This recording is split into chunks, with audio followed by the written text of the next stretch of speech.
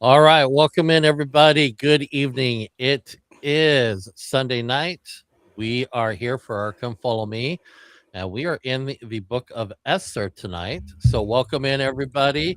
Make sure that you are going ahead and subscribing. I am Timothy Berman, Faith and Reason, LDS Covenantal Apologetics, and I have with me Jessica of Christ Pearls. And we are going to have a couple other people maybe joining in. One for sure. We may have another one coming in, and we are going to be talking about the book of Esther.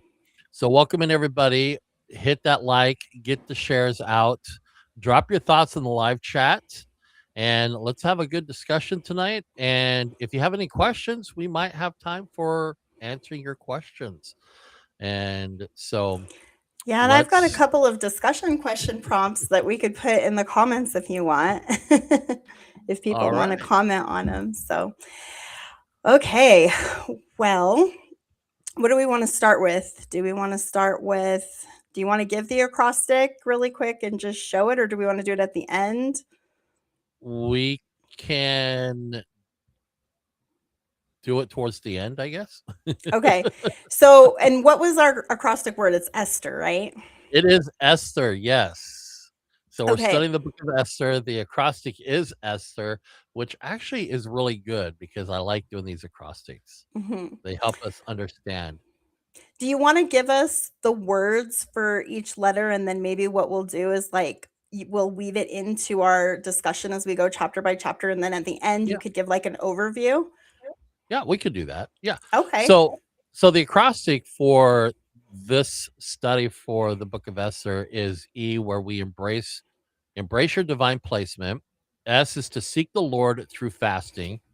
And then T is to take courageous action. And then H is to humble the heart before pride destroys it. And then E is exercise wisdom in timing and speech. And then R is remember the Lord's reversal and rejoice in deliverance. So we have some good stuff for you. And I'm going to kind of sit back and let the ladies have the discussion tonight.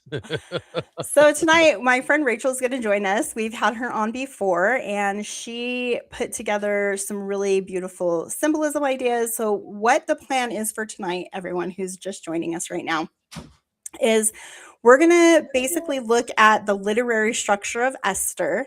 And I'm going to go through a couple of different chiasmuses I've used for this. And we're going to go through kind of like a variation of one of the main scholarly chiasmus. Um, I know renditions that I found that I think works really well. And so let me just pull up our first slide for the evening so that we can kind of look at that. I put a little overview together. So, kind of like a high level, I guess you could say bullet point chiasmus. Let me see. Does that fit? Let's see if we can make that a little bigger. Does that work? Is that looking good?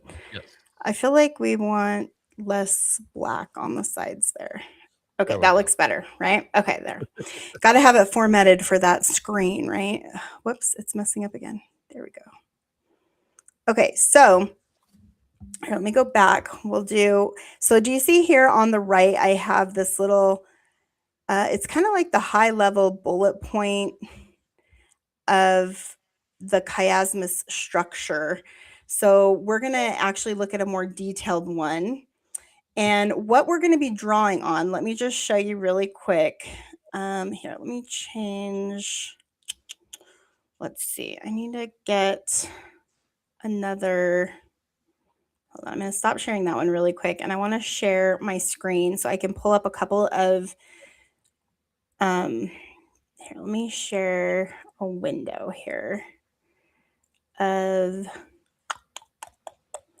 probably this one. And yeah, this one. Okay, so I found these really great, um, just different versions of Esther, the chiastic structure. This one is one that someone made where they color coded it. It's a little different than the main scholarly one. And notice here how you can see chapters 1 parallels chapter 10, and part of one is paralleling 9, and they're going off of the themes to create this parallel structure. Do you see that? And then at the center of the structure is what you have as this great reversal of circumstances. And in this one, they're emphasizing the climax as Haman's, I guess, pride. It's like the height of his pride right before the fall. And this other one is the one that I'm actually going to be working off of the most. Let's see. Can you see that? Does that look okay? And this one is one that is an adaptation from this scholar, David A. Dorsey, from his book, The Literary Structure of the Old Testament, a commentary on Genesis to Malachi. And he's like an evangelical who basically wrote a whole book about just all these different structures in the Bible. And this is pretty much how he has the Esther one. This is one that someone just slightly altered. And the way that they altered it, you'll kind of see down here, they kind of put this more in a chronological order. So like chapter 10, where Mordecai gets promoted, it kind of comes like technically right before those letters go out. But it's just a slight more detailed variation of the one that was in the book. And so we're going to be using this as our literary structure guide. And the turning point here, we are going to make a note. It's in chapter 6. It's technically 1 through like 14 that most people put as the turning point.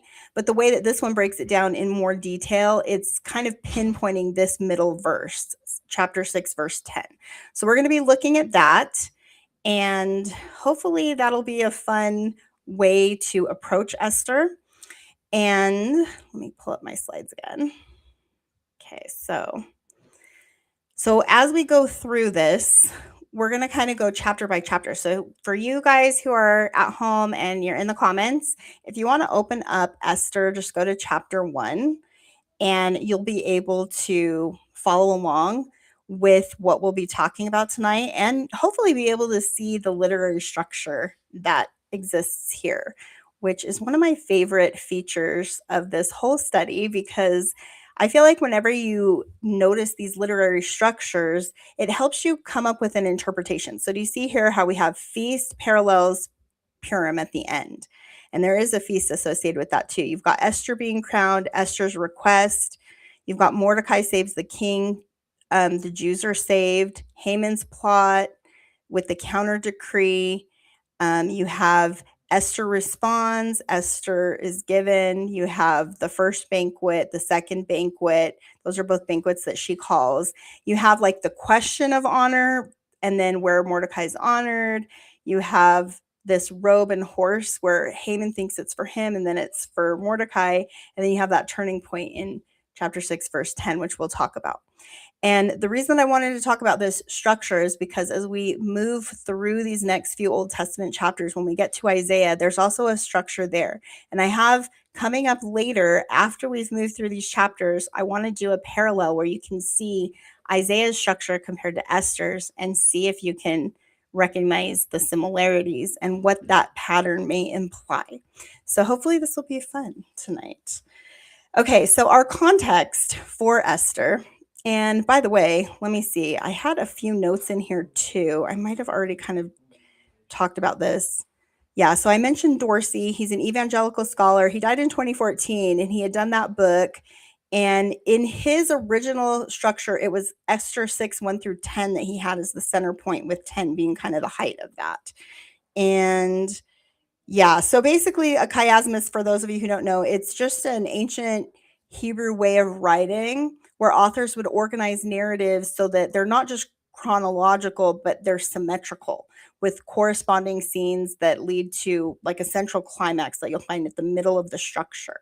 And so that's how Esther is structured. All right, so enough about that. Now, the world in exile is really interesting. There's a lot going on here that's going to overlap with what we talked about last week with Nehemiah and Ezra. And hopefully this timeline will kind of help you place Esther. So you have this captivity, which is actually the book of Daniel. And so it's going to be weird because we're reading about Esther right now. We were reading about Ezekiel before, and all of this comes actually after Daniel. And then we're going to jump back to Daniel later. So just try to keep the timeline straight in your mind. And I'll try to do this again when we get to Daniel, just because, I don't know, when you're reading the Old Testament, just in order, the way that we're doing it for the Come Follow Me, it is confusing because you're jumping around so much in the timeline. And so you'll see here's kind of Ezekiel, that second part, 597. You've got the temple destroyed. We haven't even read Daniel or Ezekiel yet, so we're going to be jumping backwards in time when we get to those. What we did read about was Babylon falling to Cyrus, which is what was happening in Ezra and Nehemiah. And we talked about Zerubbabel, remember the governor there, who's kind of governing this return for the Jews to go back and build their second temple. We talked all about the building of that temple, some of the trials that they faced. We talked about Haggai and Zechariah. And Esther kind of fits in this period, 483 to 473 BC. So just think like circa 480 BC is the time. And this is where many of the Jews have gone back to Jerusalem, and they're in the process of trying to get this temple. They have been for a couple decades, and now they're kind of getting towards the end of that, and more have moved in since the time that we discussed last week. But there's still many tens of thousands of people kind of scattered throughout the old Babylonian Empire and this Persian Empire. And Esther takes place during the time of the Medes and the Persians. So for those of you who are familiar with Daniel, remember when Nebuchadnezzar, who's the king of Babylon, back in the time when Jerusalem gets destroyed, it's like the third time, and people get carried away captive into Babylon, including Daniel. He has that vision of the tower, or not the tower, but the statue, and it's like Babylon and all the great kingdoms. Well, they're in the time of the Medes and the Persians during Esther's time. And the reason why it's like Medes and Persians, you'll notice in the book of Esther, it'll sometimes be talking about the Medes or the Persians. It's because there's some overlap between these kingdoms. And this king that we're talking about, he's kind of like over all these provinces. It lists out the provinces that he's over. So before we begin the story of Esther, I think it's just helpful to place her in her historical setting, because the time that it's taking place, I mean, this is nearly a century after Jerusalem had fallen to Babylon back in 586, and after Lehi had left Jerusalem with his family. And so Israel's exile, it kind of unfolds in stages. Like Daniel's taken captive in that first deportation in 605 BC. Then you had Ezekiel in the second, which was 597 BC. And finally, Jerusalem and Solomon's temple were destroyed in 586. So there were like 3 attacks on Jerusalem that resulted in this scattering. And each time, like, people are getting sent to different locations. Some are staying, many are not. They're in exile. So the exile doesn't last forever, though. In 539 BC, we have Cyrus. That's what we discussed last week with him ordering the Jews, or allowing them to be able to come back. And so that kind of starts moving people around again.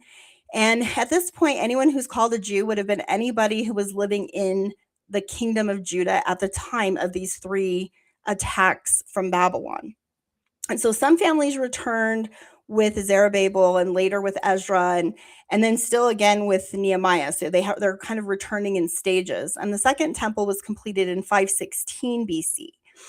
But many Jews actually chose, or might not have been able to return, and so they had remained kind of scattered throughout this very vast Persian Empire, which you can kind of see here. I've kind of marked like the territory it's covering. It's a very large area. The empire stretched from India to Ethiopia, encompassing 127 provinces, making it the largest empire God's covenant people had ever lived under. Esther and Mordecai lived in Susa, which you can see right there on the map. And it was one of the royal, like, capital cities of Persia, and it was hundreds of miles away from Jerusalem. That setting creates this central tension of the whole story. These are covenant people living in exile, far from their promised land, far from the temple, and under the authority of a foreign king. And so we're going to be asking a question as we're studying tonight. Can God's covenant people remain faithful while living in a world that doesn't share their covenant? Well, we're going to learn about that in Esther. So Esther kind of answers this question, and I would say it's a resounding yes is the answer. And we're going to study how God does that And I think something that's really interesting in Esther is that it's kind of through like a quiet faithfulness and I would say hidden providence that all of these events come about. So there's no parting of the Red Sea, there's no even mention of the name of God, but it is clearly God's hand involved in these people's lives. And so we'll talk about God being in the details of our lives. And another interesting historical detail is that the book of Esther, it's only um, a biblical book. So it's actually not in the Dead Sea Scrolls. It wasn't discovered in the Qumran caves. And it's not in the Islamic record either. They don't have this story either. Every other book of the Hebrew Bible is represented by at least fragments, but Esther isn't. Scholars have proposed several explanations for this. Some suggest that the Qumran community may have been uncomfortable with Esther because God's name never appears in the book and its setting takes place outside of the land of Israel. Other points to the community's different calendar, which may have affected their observance of Purim, so they don't recognize Purim. They're more orthodox, this community, and I actually found a little article on this. Maybe I can link it in the comments. It's really short. It's just like a little quick blurb that talks about why Esther isn't in the Dead Sea Scrolls or in any of the other of these sources. And ultimately, we don't really know why it's missing, but the Christians and in the time of the New Testament, they really liked the story of Esther. And they viewed her as kind of like a bride archetype. So we're going to talk a little bit about that later coming up too. So think about bride symbolism as we're going through the literary structure tonight. Ironically, the absence of Esther among the Dead Sea Scrolls, I think actually mirrors one of the book's central themes. So God's name is hidden from this whole narrative, and the book itself is kind of hidden in its own way in all of the archaeological collections that we have, but neither the absence of God or the absence of Esther in these other books diminishes what I think is a very powerful message about deliverance. And we'll see that theme as the central point in the chiasmus. And so we'll talk a little bit about that too. And then one final observation just before we begin is that the book of Esther, I think it has, I would say, providence woven in the details of every chapter. So even though God's name isn't mentioned, what I'm hoping is that as we're going through the story, you'll try to find where God's hand is intervening or where he might be using someone to help fulfill his purposes, whether they realize it or not. So maybe just a little food for thought. Okay, so here's how we're going to read Esther tonight. I want to kind of use it the way that I think the literary structure intends. So it's not just arranged chronologically, it's arranged literarily. And the author, whoever the author is of Esther, we're not sure, but they intentionally constructed the book as a large chiasmus, which is a literary pattern where the first half mirrors the second half, guiding the reader toward a central theme or a turning point, which usually happens in the middle of the story. And it's like a reversal of circumstances. This outline that we're going to be looking at is the one from Dorsey, mostly with a couple of variations. And as I studied Esther, I found another chiastic analysis, which I showed you. It's the color-coded one, that it kind of tweaks it just slightly. And so the details varied just ever so slightly. And we're going to talk a little bit about both because I think both of them emphasize an interesting point. Like the color-coded one, it emphasizes Haman's pride, and the main one emphasizes like the actual turn. So basically you have kind of like the climax where it's like right before the reversal, and that's what one highlights. And then you have right after the reversal when things start turning around is usually the midpoint.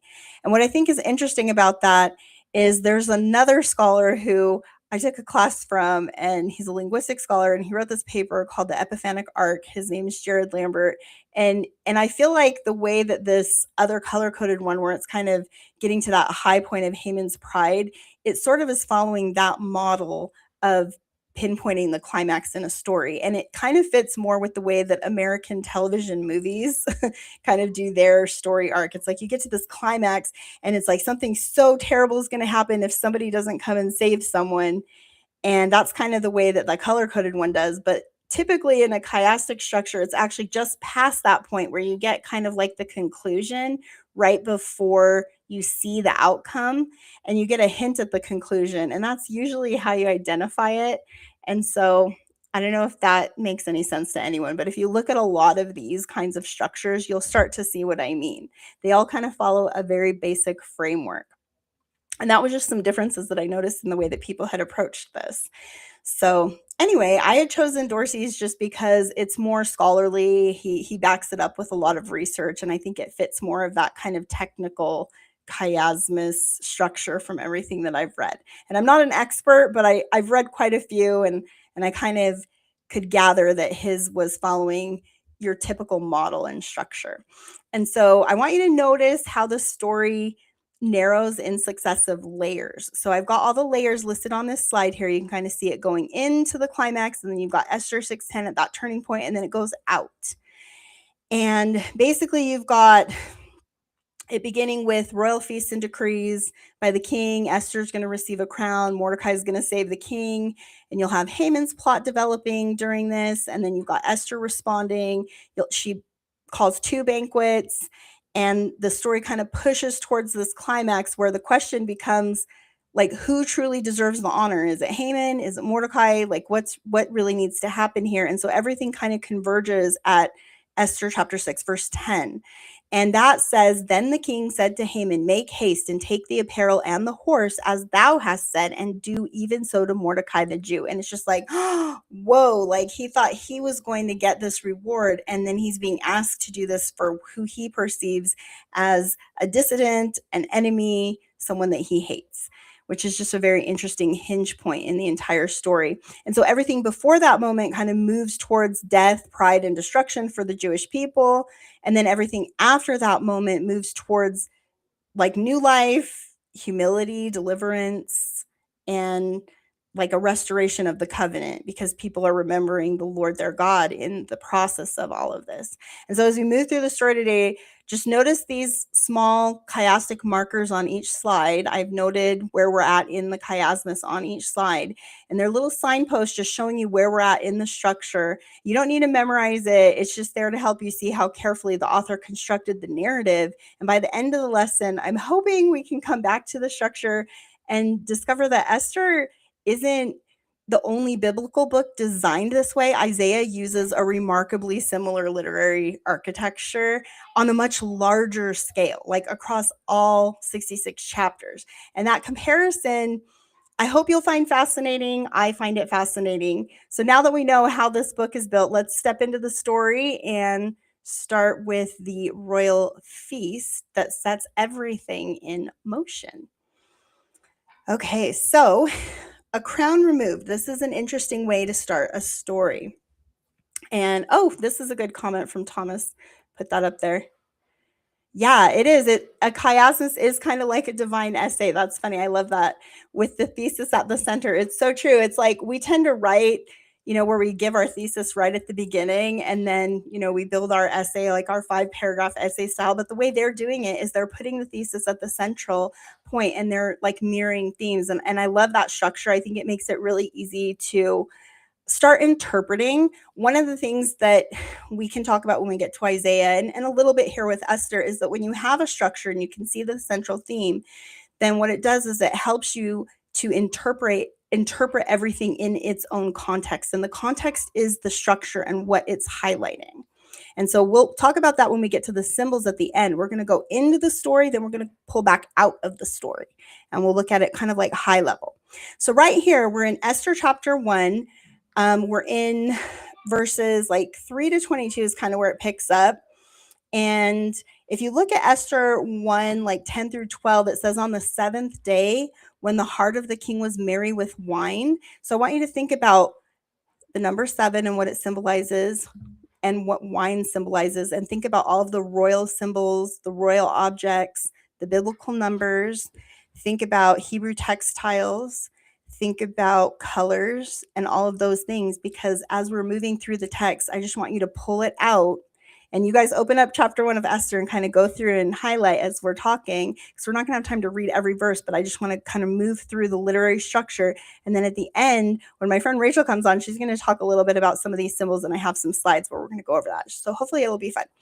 But if you look at Esther chapter 1 and kind of go over to verses 10 through 12, where it says the seventh.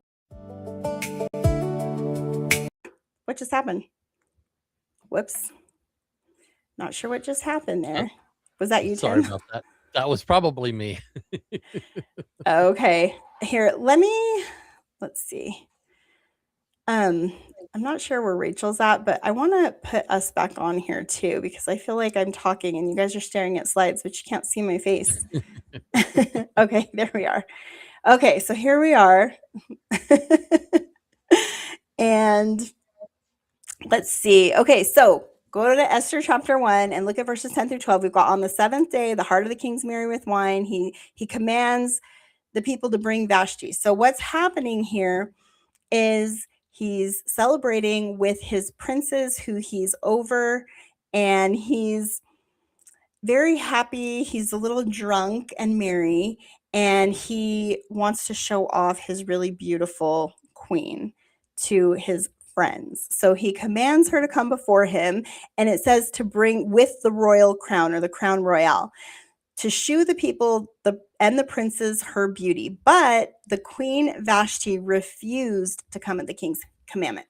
Now, I want to side note here and say that I did a ton of research on, is there any traditions? Like, I looked at the Tanakh, I looked at the Midrash, I looked at lots of different scholarly commentary of maybe why Vashti refuses to come. In Latter-day Saint interpretation, most of our scholars, they tend to view her as modest, like she's not willing to come before the king. And this is, from what I could tell, it was tied to one of the old like Jewish commentaries, like one of the old rabbi commentaries, where he interpreted where it says bring Vashti the queen before the king with the crown royal.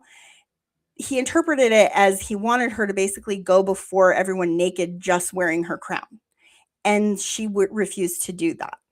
And so she ends up becoming kind of like a symbol of just, I don't know, sticking it to the king. It's like, no, dude, I'm not doing that.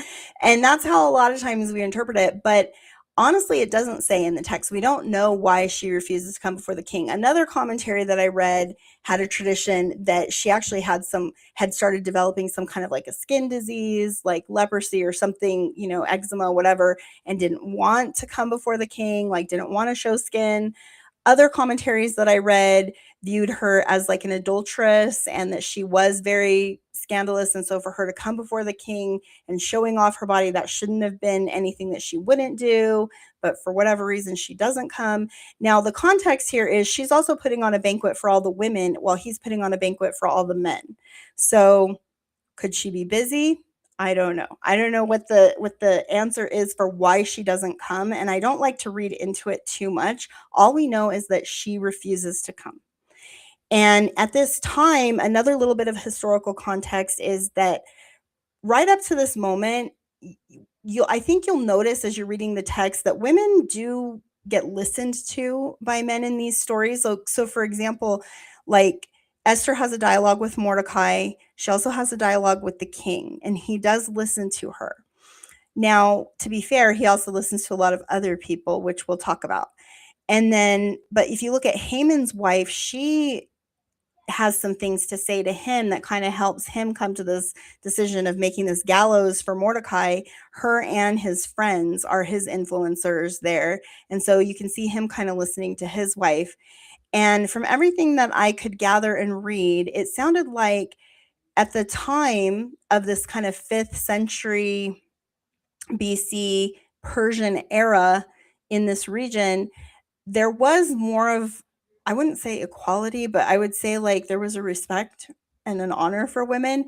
But it does seem to turn around, and it actually seems like this action right here with Vashti is the catalyst for that, because what ends up happening, if you look at skip down to Esther chapter 1, verse 19. It says, "Let there go a royal commandment from the king that Vashti come no more before the king Ahasuerus." And I think it's Ahasuerus. I don't know how to say it. It's like Ahasuerus or Ahasuerus.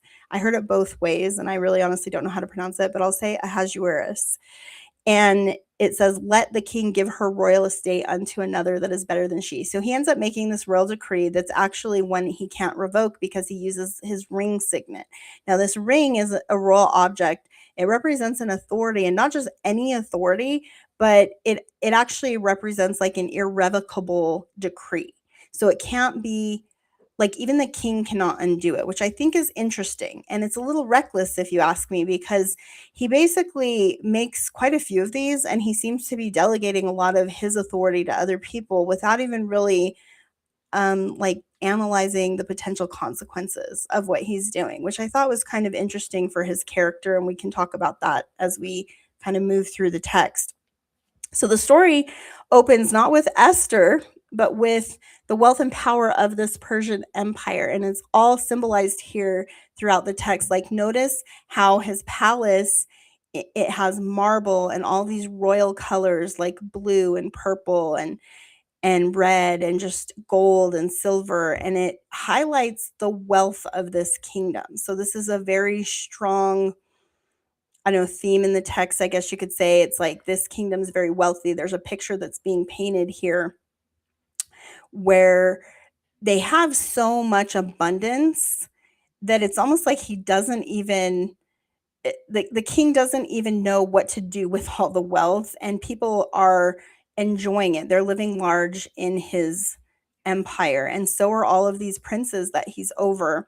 And it says that he's over 170 and 20 provinces, so 127, right in verse 1 of chapter 1. And he makes this big feast. This is for all the Media and Persia princes and nobles. And Vashti has one for the women. And then she gets called. And then out of that comes this decree that basically comes through his advisors. So the royal advisors are like, "Oh no, Queen Vashti refused to come at the king's commandment by his chamberlains. Therefore was the king very wroth, and his anger burned in him," it says in verse 12. So he's feeling like this wrath and this anger, and these guys that he's hanging out with are kind of playing on that. And the king, he asks his wise men, which are like his elders and his advisors, who supposedly know about these things. And it says in the King James, it says, "which knew the times." And if you click on times and you look at the footnote, it'll link you over to Chronicles 12:32 and Matthew 16:3.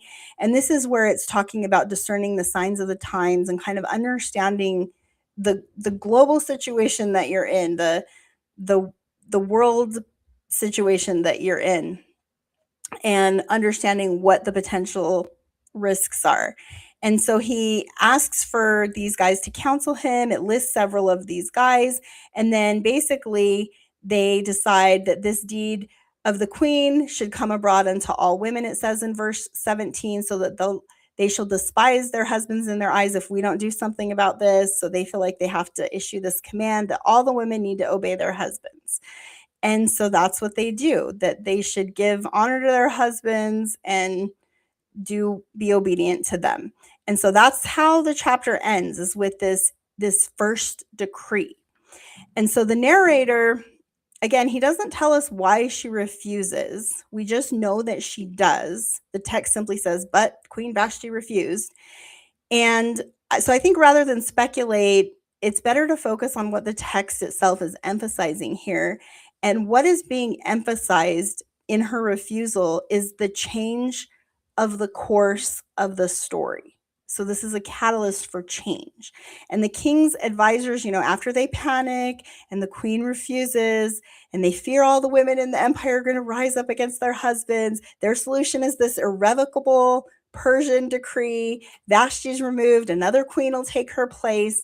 And so at first glance, it just seems like palace politics, but from the perspective of the literary structure and just kind of the whole story, it's actually the first example, I think, of hidden providence. And I think that's what the structure wants us to see. Like that's what the literary structure would try to point us to. Because there's no miracle that occurs, there's no prophet who appears, and God isn't mentioned.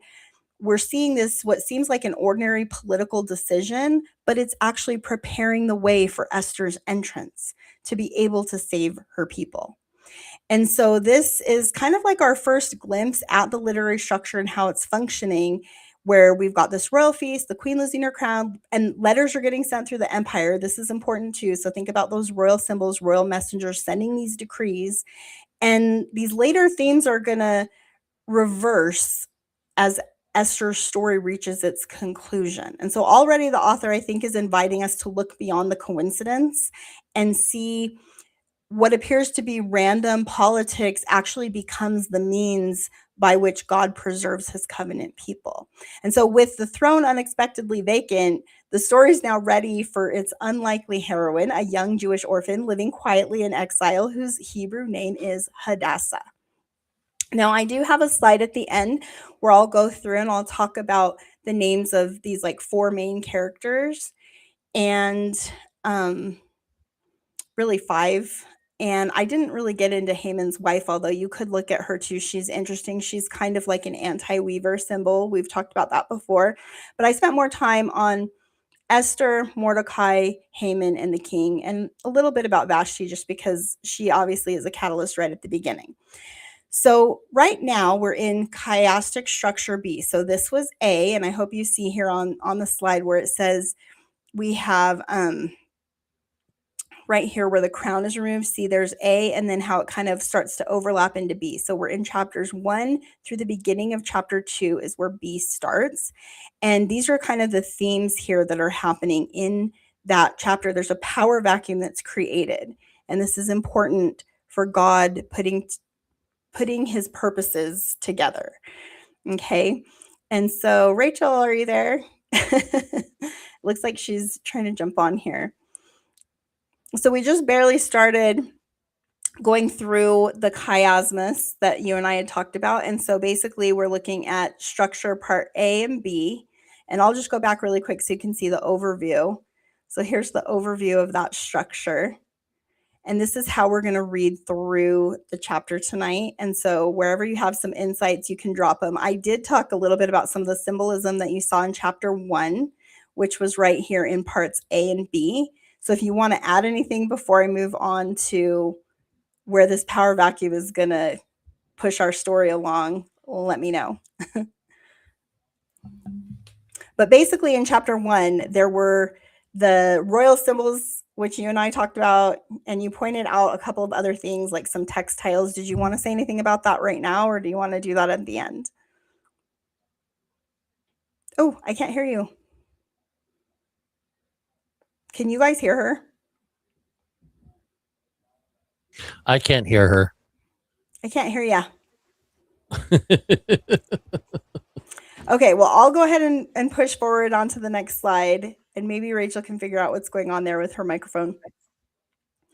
If you have to, Rachel, try using Google Chrome, because I had that problem. Like last week, we had all kinds of weird problems. Right. And I noticed an issue with Microsoft Edge. So maybe the browser was a problem. And then just make sure when you're logging in that you're selecting your equipment that you're connected to on your machine. And if that doesn't work, try using your phone instead of your laptop. Okay, so the next part here is we're in kind of like Esther chapter 2, verses 1 through 20.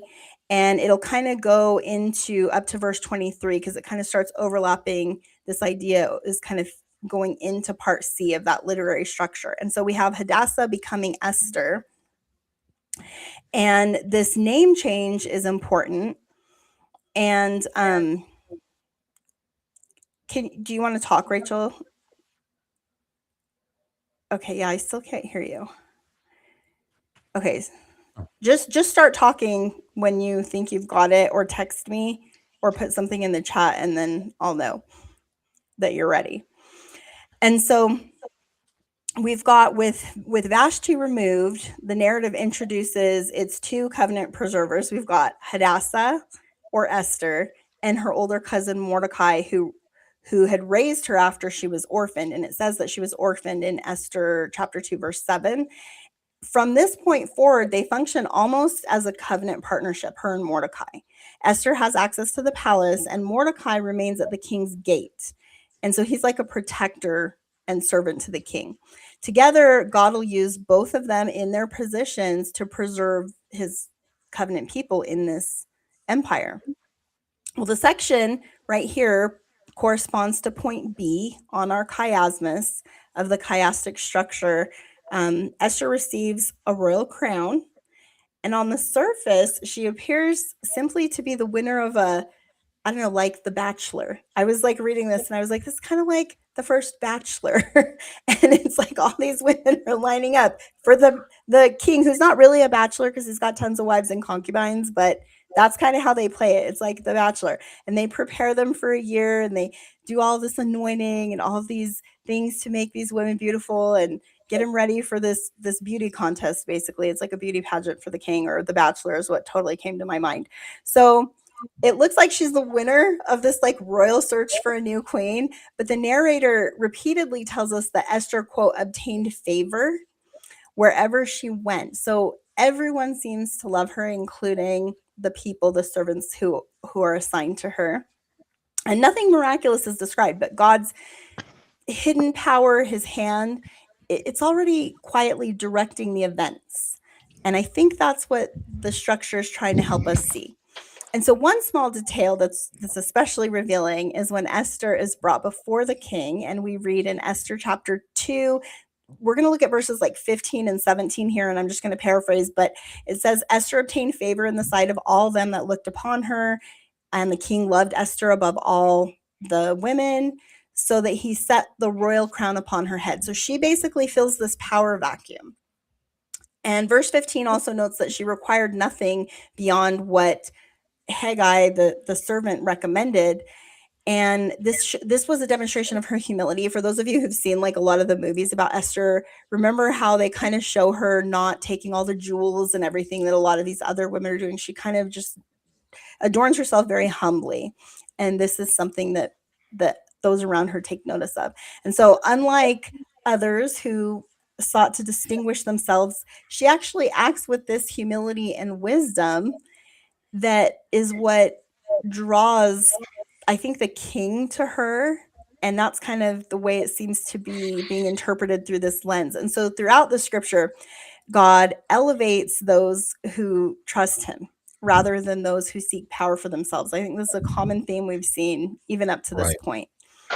So you see that here too with her. She's humble and she becomes elevated. So the story moves immediately into point C in the chiasm. Mordecai uncovers a conspiracy to assassinate King Ahasuerus, and he reports it through Esther. The conspirators are executed, and the event is carefully recorded in what they call the Royal Chronicles. And if you look at Esther 2:23, it says it was written in the book of the Chronicles before the king. And so this is like a record of these things that happen. The king is like totally unaware of this situation up to now. He'll learn about it later because of this record, the book of Chronicles. So here's another royal object that we can take note of. At first, it seems like an unrelated historical detail, but I promise this is going to help us see the hand of God. So Mordecai, he receives no reward. The story just moves on. It gives this little detail. It's recorded in the book of Chronicles, and then we move on. So there's kind of like this forgotten act of faithfulness that becomes maybe one of those like hidden moments. So if you think of Esther and how her name, it ties her to this idea of hiddenness in the Hebrew version of Esther, which is Hester, which has the connotation of hiddenness. So think about that hidden theme. And there's several of these moments, I think, throughout the book. 4 chapters later, this will become the hinge which the whole story turns on. This is one of Esther's great lessons.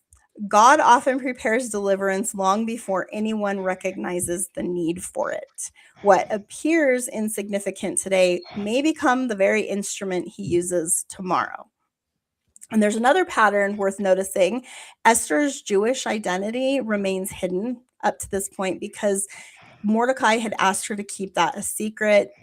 It doesn't really explain why. You kind of get the sense that it's maybe for her protection, but he's just like, just don't say who you really are. She's going by the name Esther, not Hadassah. And so it's kind of like how God's hand and his name is hidden in the story. And so that's another like hidden connection that you can make. But both Esther and God are present in the story, just not by their true name. They're hidden. And they're I would look at it as a revelation, because as we get to the turning point, all things become revealed. So we'll return to that idea later. We're kind of develop this as we go along, but just kind of keep that in mind. Another pattern that you can think about here is Joseph in Egypt. Remember when we talked about Joseph? Esther is really similar because she's an Israelite living in a foreign empire who's elevated unexpectedly to a position of influence, and not for her own personal glory, but so that God can preserve his covenant people, which is very similar to Joseph in Egypt. And then Isaiah also, he later shows us that these stories aren't just isolated events, but they're recurring covenant patterns through which the Lord declares the end from the beginning. And that's what the pattern itself is helping us see. When you have this kind of structure where it mirrors, it's highlighting a pattern that happens in the lives of God's covenant people.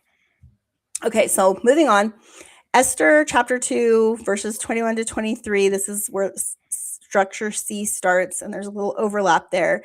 But this is where we have the king's life being saved and the plot to kill the king that Mordecai stops. And so right after Esther becomes queen, what's interesting here is the narrative is pausing. It's pausing to just give almost what seems like a completely unrelated story. It's like, well, what is Mordecai sitting at the king's gate, overhearing this conspiracy with these two royal officers? I think their names was Bigthan and Teresh, and I thought that was just a funny name. And then, but they're trying to assassinate the king. Mordecai tells Esther, if you look at Esther 2:23, it says, and when the inquisition was made of the matter, it was found out. Therefore, they were both hanged on a tree. And it was written in the book of the Chronicles before the king. That hanged on a tree thing is really important too. And this theme's going to come up again later. And at first glance, again, it appears like just a historical footnote.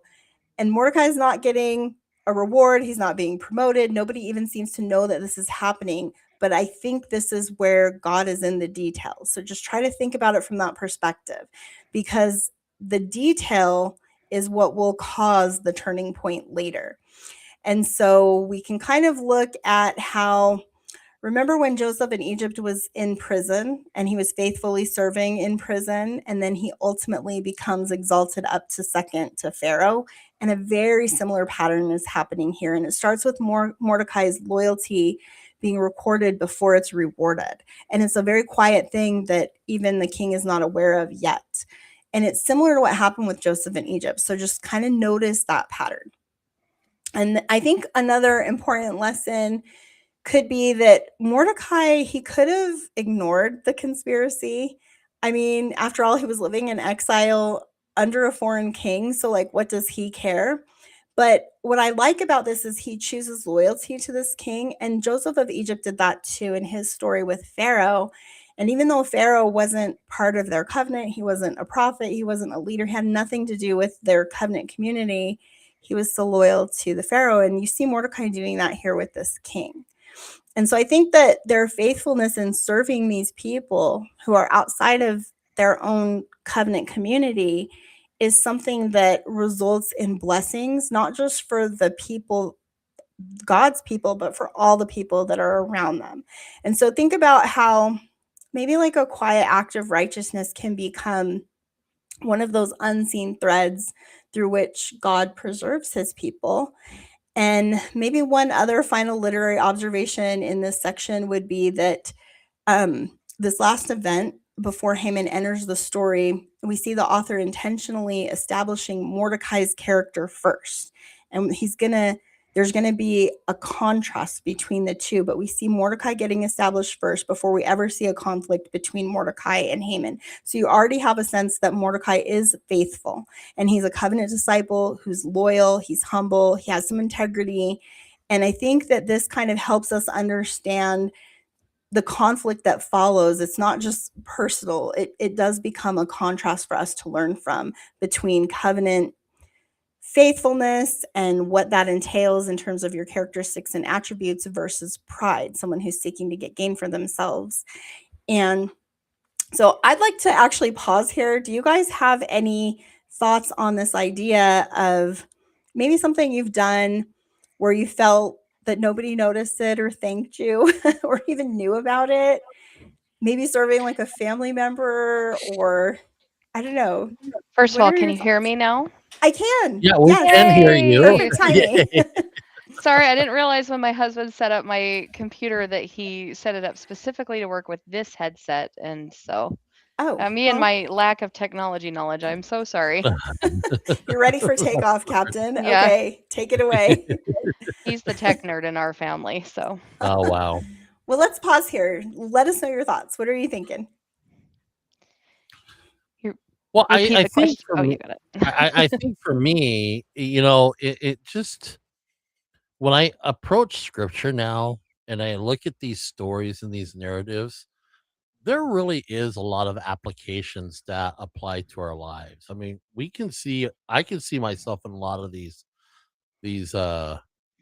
areas and situations. And the one thing I think with regards to Esther is the whole idea of fasting.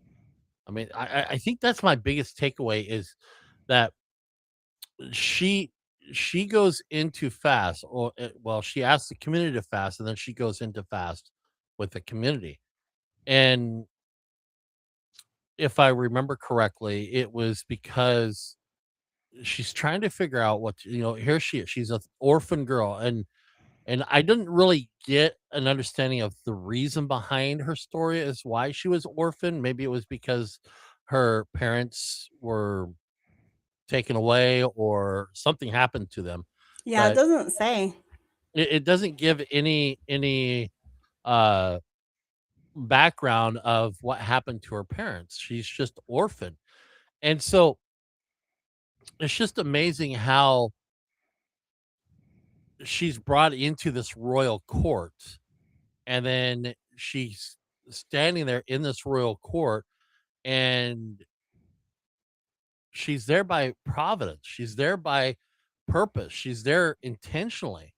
And that goes to show that, a lot of times when we think about our lives, sometimes even though we may not realize this, sometimes we are moved into positions or situations where we may actually end up not just being in a place where we receive blessings, but we are probably in that situation where we are to be a blessing to somebody.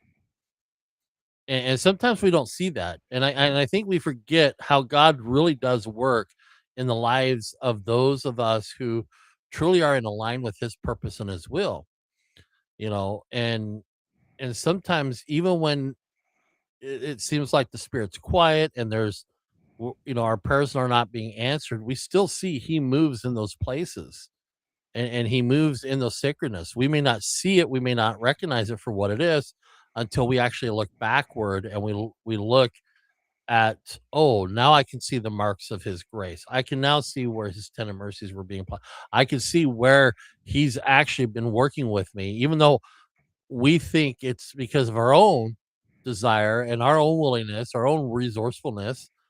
It's just that God is always at work, and sometimes we don't even recognize or see it in our own lives until after the fact. And we look back and we say, it kind of reminds me of the footprints in the sand, where we don't realize that the single set of footprints is the Savior carrying us. And we don't see it in those moments. We don't recognize it in those moments until we take a look back and see and realize, oh, that's when he carried me. Now, I agree with some people that I've seen online where they question about the drag marks, and that's where they say, "Well, that's where God had to drag me." So sometimes I think it's that true. There's that truth Well, too. in this case, I don't even think that any of these people are being dragged. Like, I think one of the things that's kind of interesting is it's so subtle. It's like Right, you would look at this as just ordinary things playing out. There's no mention of God. Again, no parting of the Red Sea, no major miracles happening here. There's not even a prophet in this story. These are right. regular people. It's like the Book Yeah. of Ruth. It's like you don't don't see God moving in miraculous ways. There's nothing referencing God. But again, it is going back to, even though we may not see him present, he is present. And also just like kind of piggybacking on that, when you look at the meaning of some of the names here, how much more comes out of the story that helps us understand what the story really is about, and how we are from a father of lights. Like for Mhm. instance, Mordecai, the son of Jair, or however you say that, Jair means light. So he's the son of light. And Oh, we I know like that God is one. the God of light. And and then I love what it says here in Esther too, because you were mentioning about her parents and how she was orphaned. And in a way, we were orphaned from Mhm. like when Adam and Eve partook of the fruit. In a way, you can kind of think of that as like the first parents or whatever, Yeah, like and that we, covenantally we're yeah, exactly, displaced. yeah, exactly. So there's that displacement, and then it says, just like kind of thinking about that. Um, she was brought into the fortress of Susa. Susa is a word that is referencing, well, like there's that, um, I guess whatever I think of Susa, I think of like the Suez Canal or whatever. It's kind of in that same area. I kept But it's thinking this, that too. yeah, I had this thought. I was like, oh, Suez Canal, Susa. There's got to be some connection there. But anyway, but yeah, she's brought into that place, and so I don't know, kind of like how in some ways the earth is a fortress to us from Satan, because we have the power of God being manifest here in this world for us. So I don't know. What is that word again? Um, Susa, Susa, that's the place. Yeah. It was one of the capital cities in this the Persian royal harem, and Empire. the fortress of Susa. Yeah. Yeah, and there's a fortress in the city. The city itself is a fortress. It's like one of the strongholds in the empire. Okay, Okay. so Yeah. I'm Well, gonna there. kind of move Oh, on to the next part. real, Oh, real do you quick, have real something quick. for two? Yeah. Yeah, yeah. Because when you say, is it Susa, Yeah. Susa. Susa? Well, SUSA is there, how they had it. SUSA. Okay. And Well, sometimes it was it called almost. Shushan too. Oh, Sushan. Okay. Well, there's a very close Greek word, sozo, which means to save, deliver, protect, heal, and make whole. That's kind of a Yeah. nice connection. I like that. Can Yeah. I add one more thing too? If unless Yeah. sorry, I didn't mean to interrupt No, what go you were ahead. doing. But along with this, like one of the first things that they do when they bring her into this fortress, and so just kind of going off of this fortress idea, because I was kind of, I don't know. See, like I read the book of Esther, and I feel like it's a story about the restoration. It's a story about the Mhm. Latter Day Bride, and we were cut off, and then we're brought into this fortress. Like I don't know if you talk to anybody from Utah, these mountains around us, they always kind of describe it like a fortress. So I kind of think Yeah. of that there. Then it said he's prescribed a special diet for her. And I think about the word of wisdom, how like that was kind of like a special diet that was Mhm. prescribed for this Latter Day Bride. And so Yeah, this is all the and stuff they're doing to like ready these and then ladies. 7 maids. There's 7 maids specifically chosen. 7 is that number, like Zion, like I don't know, so many layers here that we could go into. It'd probably take forever to dissect them all, So but here's what we're gonna do, that's how I Rachel, think because of this. you weren't here at the beginning, but what we're gonna do is we're gonna go through the literary structure, and then I did make a Okay. slide for all of those things that you just mentioned. So I made Oh, one for okay. the All right. bride. I made one for the bride symbology, one for the textiles and colors that we talked about, and then one for the royal objects and Okay. messengers that All right. includes the animals. So you'll be able to hit Great. on all that. And then if you Okay. check your I'll read email that. right now, I sent you that so you can kind of scroll ahead and look at that really quick while we're talking Okay. if you want. Great. Okay. Perfect. No, that will be very helpful, because And I'm then so sorry I was so late. so what we're doing right now is we're kind of moving through the structure, and yes, if you want to weave in some of those thoughts on the structure or on the acrostic, that's kind of what we'll do, but what we'll do is pull back at the end and give the overview, because just the nature of discussion is like sometimes we forget to say something, and so I just wanted to like kind of do like an overview at the end where we can kind of run through all those symbols and the acrostic. But if you guys think of something, notice how I've got this going in chronological order. So as we move chapter Yeah. by chapter, if you see like something in one of those verses and you're like, oh, we should call that out and kind of weave that into our discussion on this little section, do it. but just understand that you can give all the details at the end because I'll have slides to go with it. Sounds good. No, Okay. sorry about that. I kind of came in. I was like, where are we No, you're at? I fine. feel so bad because No, we had do some it family thing we had exactly to what deal you're with. doing, like where you see it in the verse. If there's like a verse you want to highlight, do it. And then notice on the slide right here, Rachel, look on here how I have section C is where we're at. We're at structure level C in the chiasmus, and this is what's happening there. And so just kind of follow along. And as we're going, if there's stuff in that Okay. that you want to pinpoint, just do it as we're moving through, because then we can kind of talk about it in order, in chronological order. Sure. Okay, so the next part that we get to in the chiasmus is we're in chapter 3, and it's most of chapter 3, and it kind of goes into the beginning of chapter 4. And what's happening here is there's this plot of Haman's and this decree against the Jews. And so the story, it reaches its first major crisis for the people. Haman is elevated to become the king's chief official, and everyone is commanded to bow before him. Mordecai refuses. So, kind of like Vashti, he's like, nope, sorry. Well, it says in Esther chapter 3, verse 2, but Mordecai bowed not, nor did him reverence. The text never explicitly tells us why Mordecai refuses, but it is clear that his loyalty to God takes precedence over loyalty to any political power. What begins as one man's quiet act of covenant faithfulness quickly becomes a crisis for the entire nation, though. So Mordecai's act, it actually affects all of his people. Everyone's going to get punished for this thing that he does. So notice Haman's response. It's completely disproportionate to what is happening here. It says in Esther chapter 3, verse 6, he thought scorn to lay hands on Mordecai alone, wherefore Haman sought to destroy all the Jews. So it's like the response that Haman has is so disproportionate to like the act that's being done here. It's like his beef should be with Mordecai, but no, it's not just with Mordecai. He's going to make it with Mordecai and all the Jews, everyone who comes from this kingdom of Judah. Well, his wounded pride grows into a collective hatred for the people, and one faithful Jew becomes the justification for condemning an entire covenant people. That is Mordecai. The narrative also identifies him repeatedly as Haman the Agagite, and we're going to talk about Haman's name. His name, the etymology is a little bit unclear, but one of the things that it links to is the Hebrew sound hama, which means to rage. And you do see that theme here with Haman, which is kind of interesting to consider. And we'll talk about some other considerations for his name coming up as we pull back. So whether understood historically or literarily in the structure, the title of Haman the Agagite, it recalls ancient Israel's conflict with Amalek. The story isn't just about Mordecai versus Haman. It becomes kind of like another chapter in the continuing recurring conflict between God's covenant people and those who seek their destruction, which is what the Amalekites represent.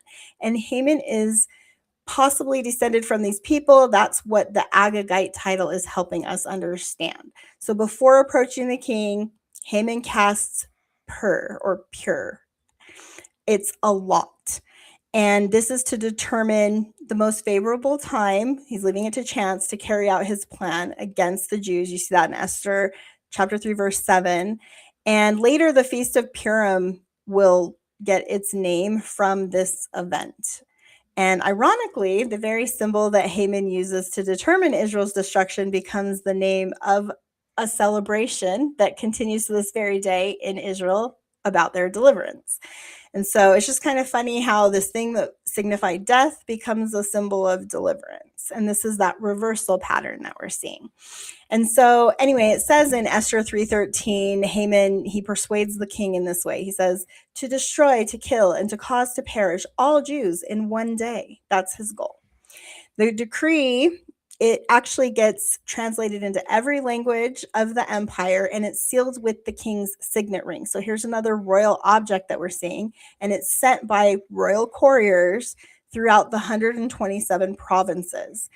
And so this is it's a symbol of the king's power and of I would say maybe the speed at which these decrees are going out and the great effect that they have. Also, I think something that you can notice here is how the king literally just gives his signet ring to Haman. And it seems to me like the way I would characterize the king is that he has all this power, but he lacks wisdom, discernment. He doesn't seem to like think it through. And he's constantly delegating a lot of power to people. And I look at that as reckless behavior personally. I don't see him really being a faithful king to his people. It's like he's not really seeking their protection. So that's maybe something to note about him.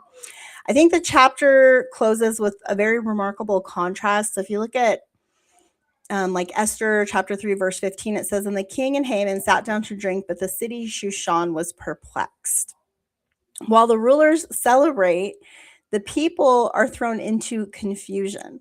Mordecai tears his clothes, puts on sackcloth and ashes, and mourns openly in the streets over this decree. The people are like, what? Why are we being destroyed? At this point, the narrative appears that for the people, all is lost. They basically have two choices: get out of the empire or die, or face your death. And so I think the structure itself, it's kind of like quietly reassuring us at this point. When we get to point D in the chiasm, we see it's not the end of the story. The decree of death will eventually be answered by a decree of deliverance. And before that reversal comes, though, this crisis has to reach its climax. So the covenant people, they're under this sentence of death, and this sets the stage for Esther's act of faith, which we will get to here. Do you guys have any thoughts on chapter 3? I guess I'm getting kind of like Job vibes that kind of come to my mind with how like at the beginning of Job, he allows Job or Satan to basically like destroy Job's life. Yeah. I kind of feel like that's the same thing with that covenant ring being given over to Haman. Hamas. I always think Hamas.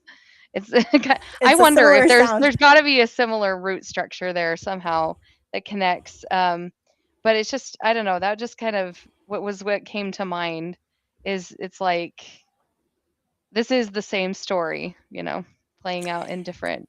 Yeah, that's actually told a different way. It's a good thing to point out because Job is going to be the one that we do next. So that's a good point. So as we move into chapter 4, this is where we see a lot about Esther. And I know Tim's going to have a couple things to say on this. So let me just set up the chapter, and then maybe we can kind of look at the acrostic, because right here we're at structure level E, where we have Mordecai and Esther's plan. So you've got Haman's plot, and now we're going to have Mordecai and Esther's plan to counter that. So the decree's gone out. Humanly speaking, there's no solution here. Nobody has power to change this. The laws of the Medes and the Persians, they can't be revoked. That signet ring was used. Esther hasn't been summoned by the king for 30 days, it says. So there's that number 3. Remember, with the Hebrew numbers, 30 represents often like, it can be like a month, a season.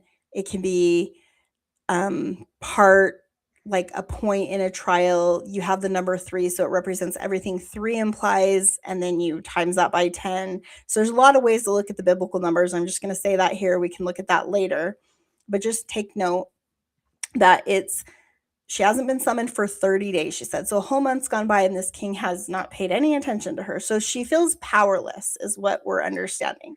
Mordecai sends Esther one of the most memorable questions in all of Scripture that I think everybody who knows the story of Esther knows this.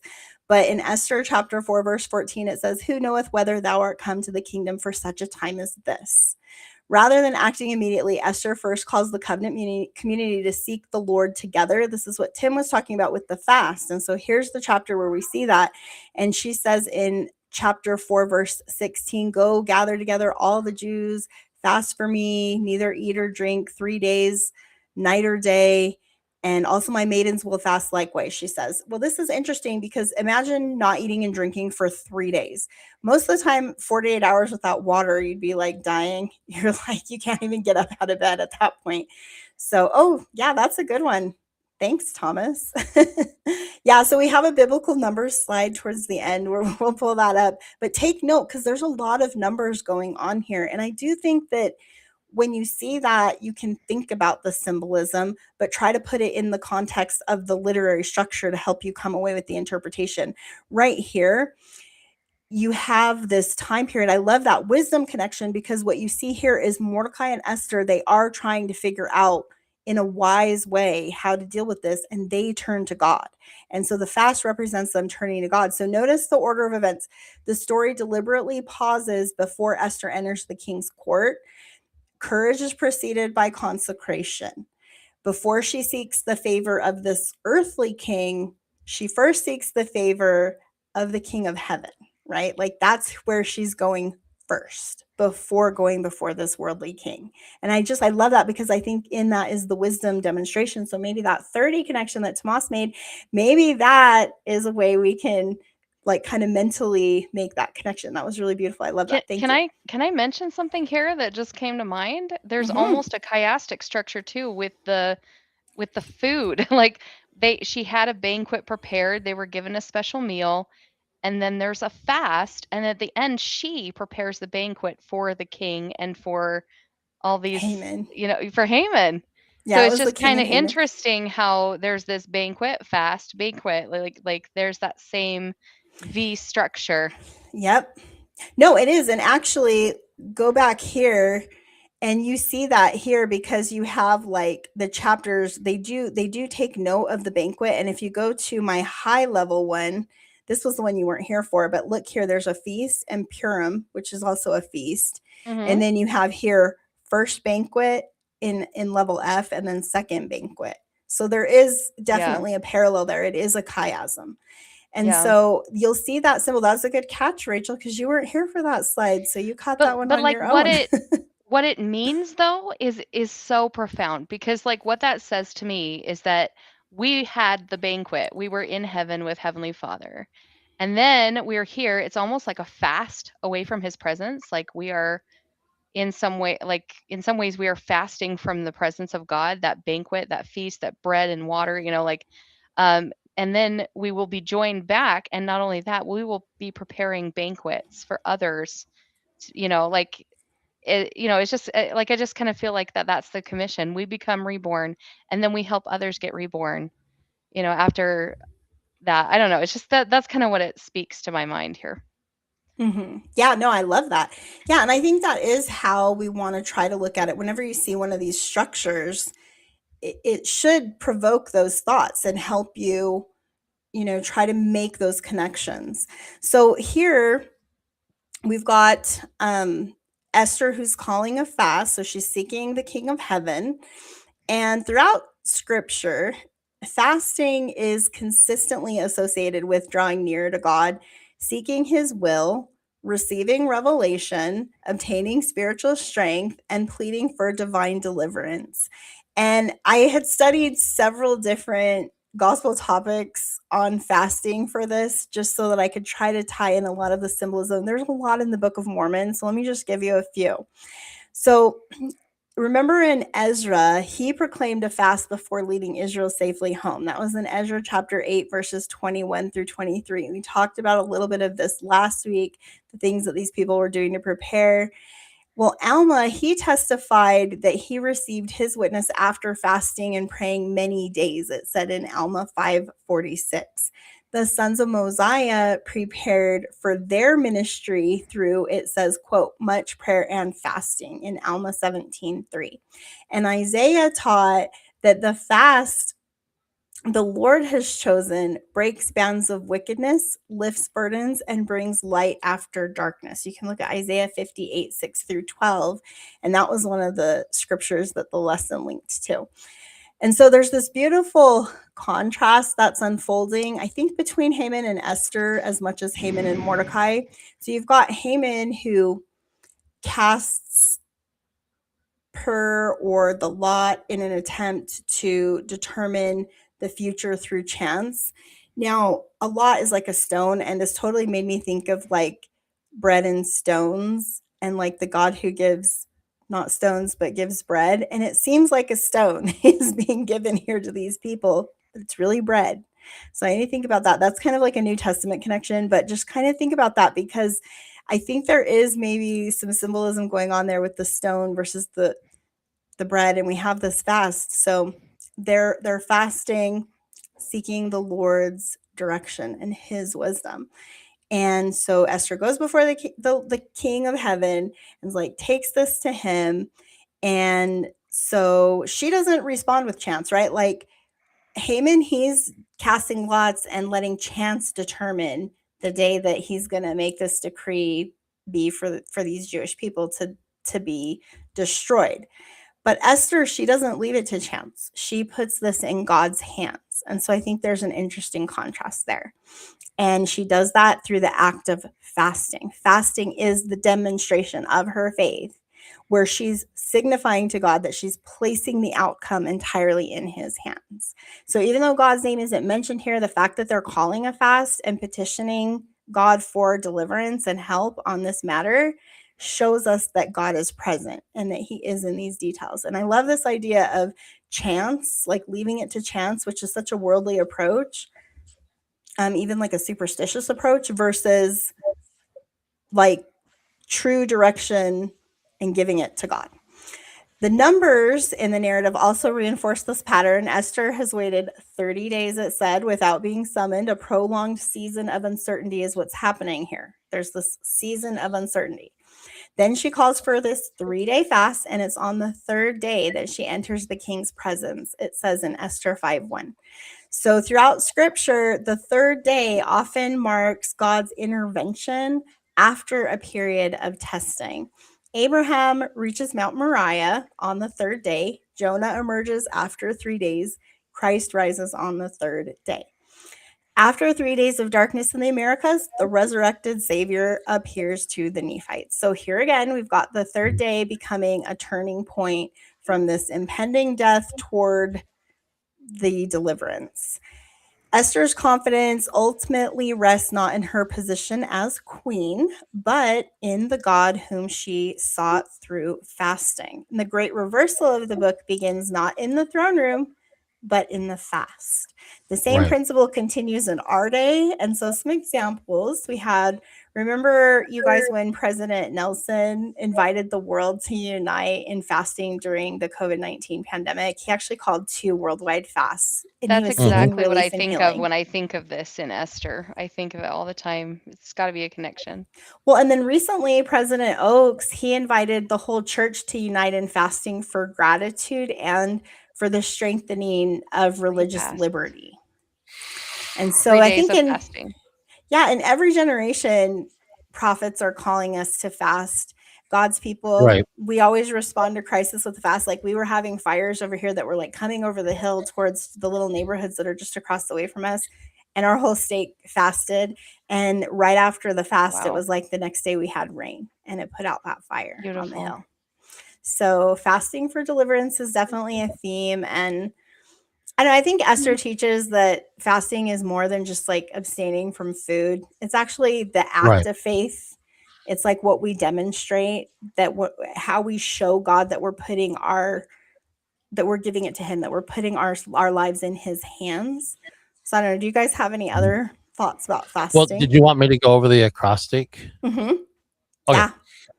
So so when we're looking at this and we're understanding this, the acrostic again is actually Esther. And so when we look at E, it's embrace your divine placement. So looking at Esther 4, verses 13 through 14, who knoweth whether thou art come to the kingdom for such a time as this? So Esther did not choose the circumstances that shaped the beginning of her life. She did not choose to lose her parents, live as part of a displaced covenant community, enter the Persian royal court, or become queen under such complicated circumstances. Yet Mordecai helped her recognize that her present position might involve more than personal advancement or royal privilege. She may have come into the kingdom at the precise moment when her influence may be required to preserve the lives of others. Like you mentioned, this is paralleling that we see with Joseph in Egypt. So, divine placement does not always mean that every painful circumstance was directly caused by God. It means that God is quite capable of meeting us in our own circumstances. We may not have chosen and transforming them into opportunities for covenantal faithfulness. Our own history may explain where we've been. However, it does not disqualify us from what our Heavenly Father is asking us to do. Esther's orphanhood did not cancel out her purpose or even her influence. Her exile did not place her beyond God's reach. Her position within a pagan empire did not prevent her from becoming an instrument of deliverance. And so when you think about this, sometimes we search for our purpose and meaning in distant places while overlooking the people already standing before us. Our family, congregation, community, fellowship, recovery community, workplaces, friendships, our ministry responsibilities, and even our own personal wounds may place us near somebody we are uniquely prepared to reach. The question is not only where would I rather be, it is also whom has the Lord placed within my reach where I am in that moment. Embracing our own divine placement means becoming spiritually attentive to the responsibility hidden within our present circumstances. And then, Yeah. as we see, S is seek the Lord through fasting. So here, going carrying over to Esther 4, and then the next two verses, 15 through 16, go gather together all the Jews and fast ye for me. And what I see here is a lot of intercessory going on. She's asking people to fast as a means to intercede. And then she goes into fast to intercede on behalf of her people. So she did not rush from fear directly into action. So before entering the presence of the king, she called the Jewish community in Shushan to unite in fasting. She and her attendants fasted as well. The crisis was personal because Ezra's own life was at risk. It was also communal because the lives of her people were being threatened. Therefore, she refused to face the moment through political position, personal charm, or even human strategy alone. She sought spiritual strength through collective sacrifice and dependence upon God. Fasting is never a way to manipulate the Lord into granting our desires, and it was not a way to manipulate the Lord into granting Esther's desired outcome. She entered into a purposeful time of fasting as an expression of humility, surrender, unity, and trust, recognizing she was not able to control how the king may respond. She was able to prepare carefully, approach with courage, and make her requests with wisdom. Yet she had no guarantee that the golden scepter would be extended. Fasting helped her move from the illusion of control into faithful dependence because it prepared her heart to do what was right, even when the results remained uncertain. So, here, Mm. when we look at the lesson, it connects Esther's fast with trusting and relying upon the Lord.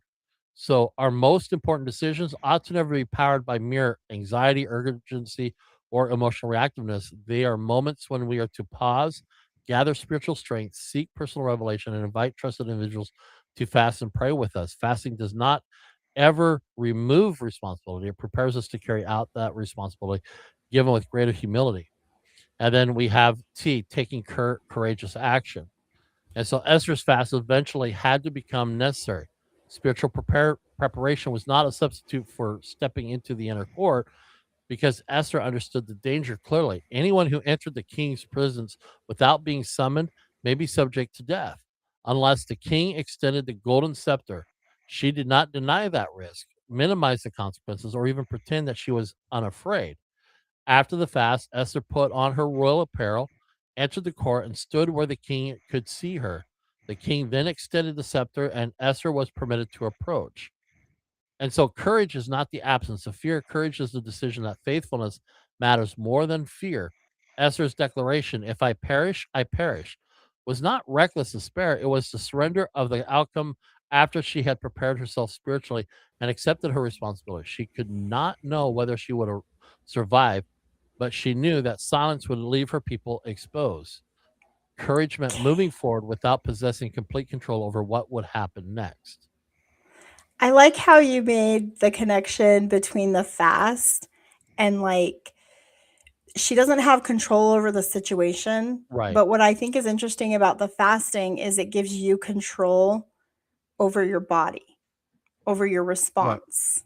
And Right. I think that's so interesting because, like, okay, guys, like today was Fast Sunday, right? And I was like totally fasting, and I actually hate fasting because it's really hard for me. I have blood sugar problems, and so like it's really difficult for me to do it. And all day I was feeling very fatigued, and so I was up really late last night working on this, by the way, so hopefully this is a good one because I slept till like 4 o'clock in the morning, so I was really tired. The slides And are so, beautiful. Bucio family, I've got more for you. Don't go anywhere. We have tons of really cool slides coming up. Thank you for taking note of that. I appreciate that because we put a lot into this. We really like this story of Esther. It is a short story, but there's a lot here. And I like how you made that connection between like the fast and like it gives her, I think in the story, at least the way I was reading it, it gives her like a sense of peace. It's like no matter what the outcome is, she has that inner peace. And I think that's the peace that the Yeah. Savior brings, right? Like that's what the peace that he gives that the world can't give you.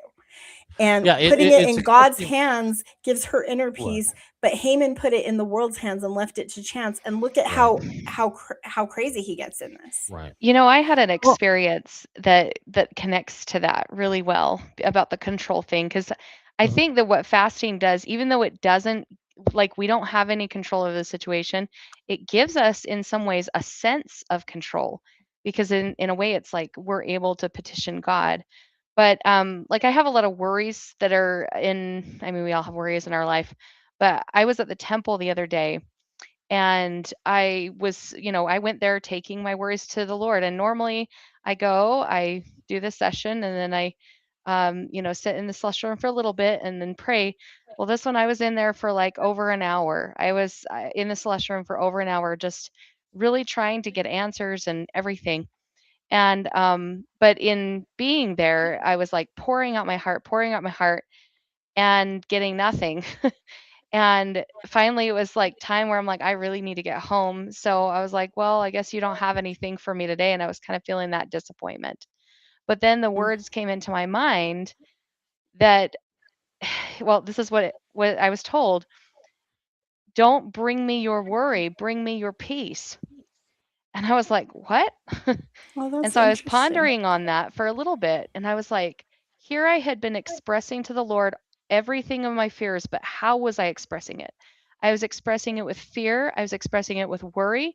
I was not expressing it with confidence, with faith, with peace. Mhm.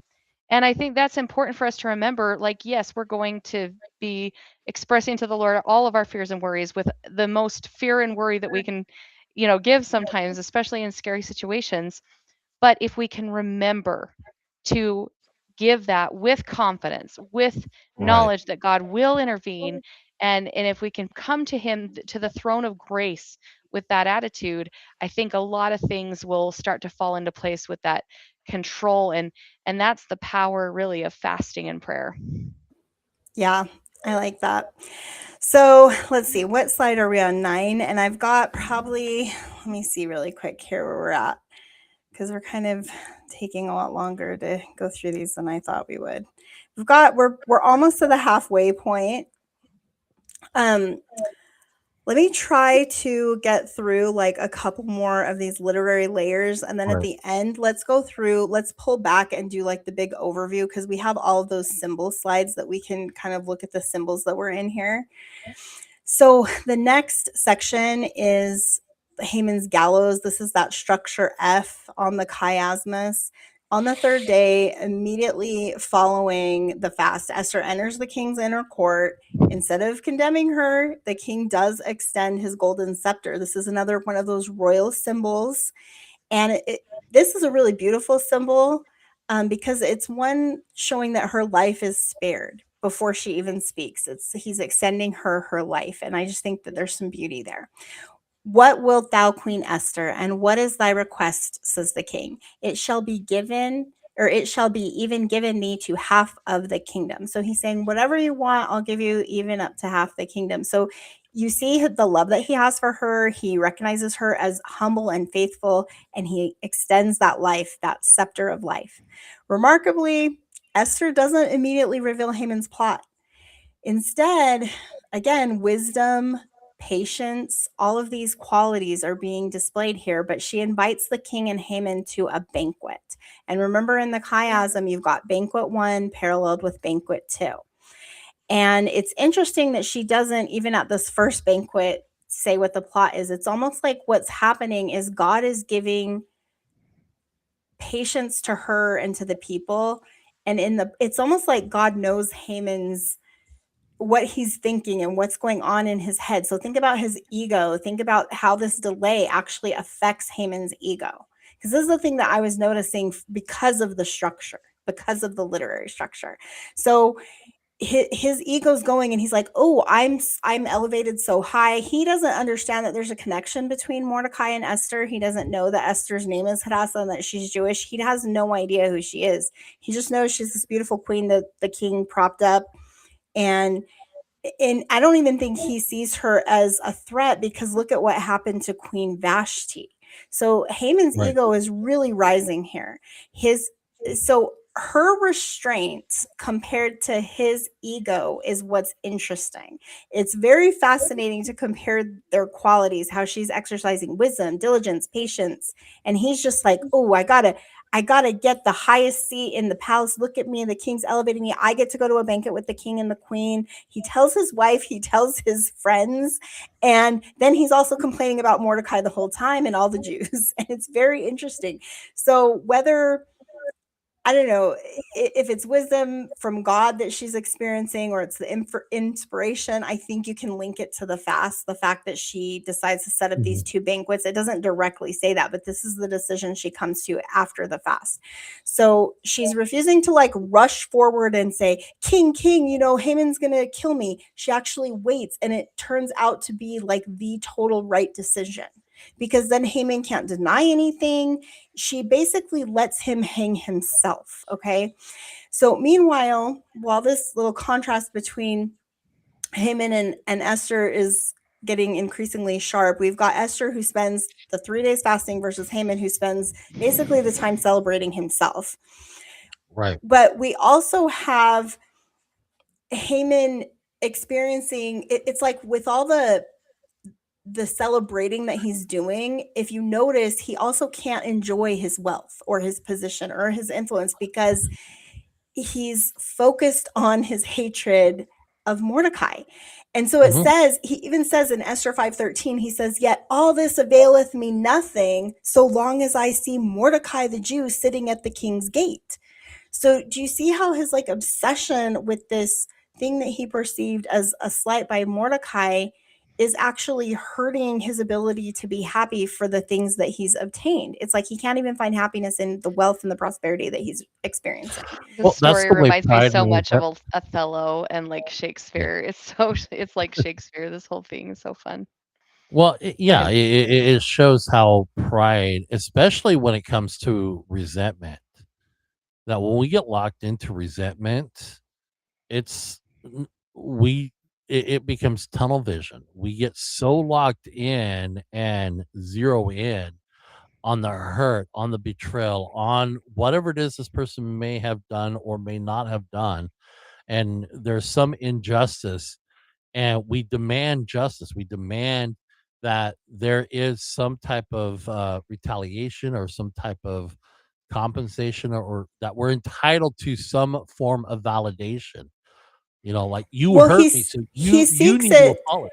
he seeks it from his wife and his friends. It Right. says in there, I whatever the verses are, but he actually talks to his wife and his friends about it, and they're the ones who give him the idea to build the the gallows. And it says 50 cubits, approximately 75 feet, is what that would come out Right. to for Mordecai. They're like, build Mordecai a gallows and let's get him hung. And so he is seeking validation, and he gets it from his people, his little Right. support crew. And there The was narcissist. no, he is a narcissist. Major. That's what's happening. So I It's put just this little funny thinking picture. about this in terms of some of the things that happened in the news this week. I'm just like, whoa, the similarities. I don't want to name names, but Well, I think history yeah. repeats itself all the time. There was Yeah. something that was kind of interesting that you guys might think is interesting historical context here, but I actually looked this up because just the Hebrew word is, I'm not sure if gallows, like the way we think of a gallows, is what it is. And so I did a little research on this and I did find some scholarly commentary. So basically, what I found out, and I'll just make a long story short here, but although the English translation, it often says that Haman was hanged on the gallows and that he built this gallows, many scholars actually believe that the Persian practice was more likely impalement upon a wooden stake. And the Hebrew verb talah means to hang. And so it could be describing or displaying, like the displaying of an impaled body on a tree or a stake. And the Persian Interesting. relief that I put here, that little relief that you see there, do you see the little brown relief? It's displaying that practice that they had where they would impale enemies publicly as a sign of judgment and disgrace. And so that might actually be the gallows that it's talking about, this 75 foot, basically a giant stake, and they would stake them and then Right. leave them hanging there. And so So that might be what it was. It might not have been like the rope thing that we would think of.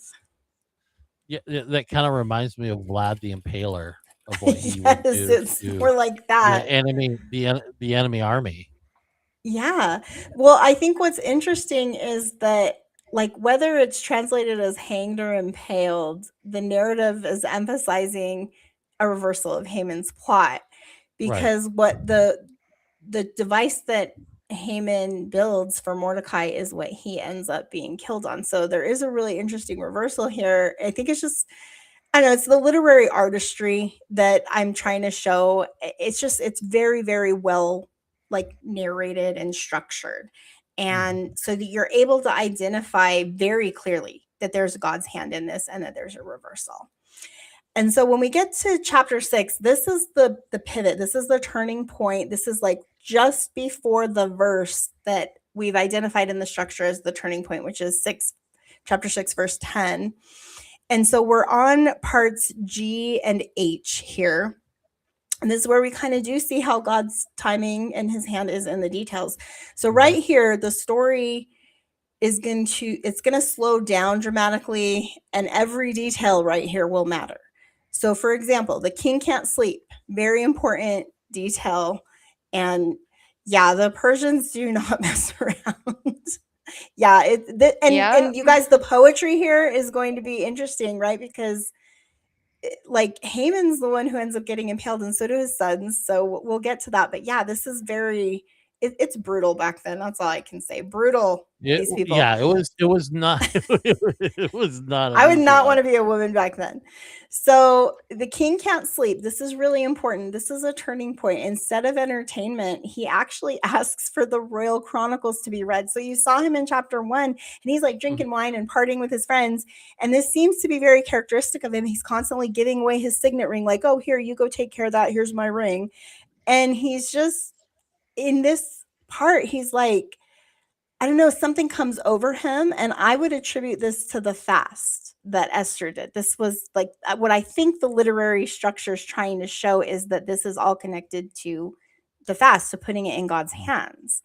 And so anyway, this king, he starts out this kind of reckless guy, and then he has this shift where you see he can't sleep, and he instead of partying or drinking wine or asking somebody to bring him some tea to calm his nerves, he's like, can you bring me the chronicles? And so they bring him the royal chronicles.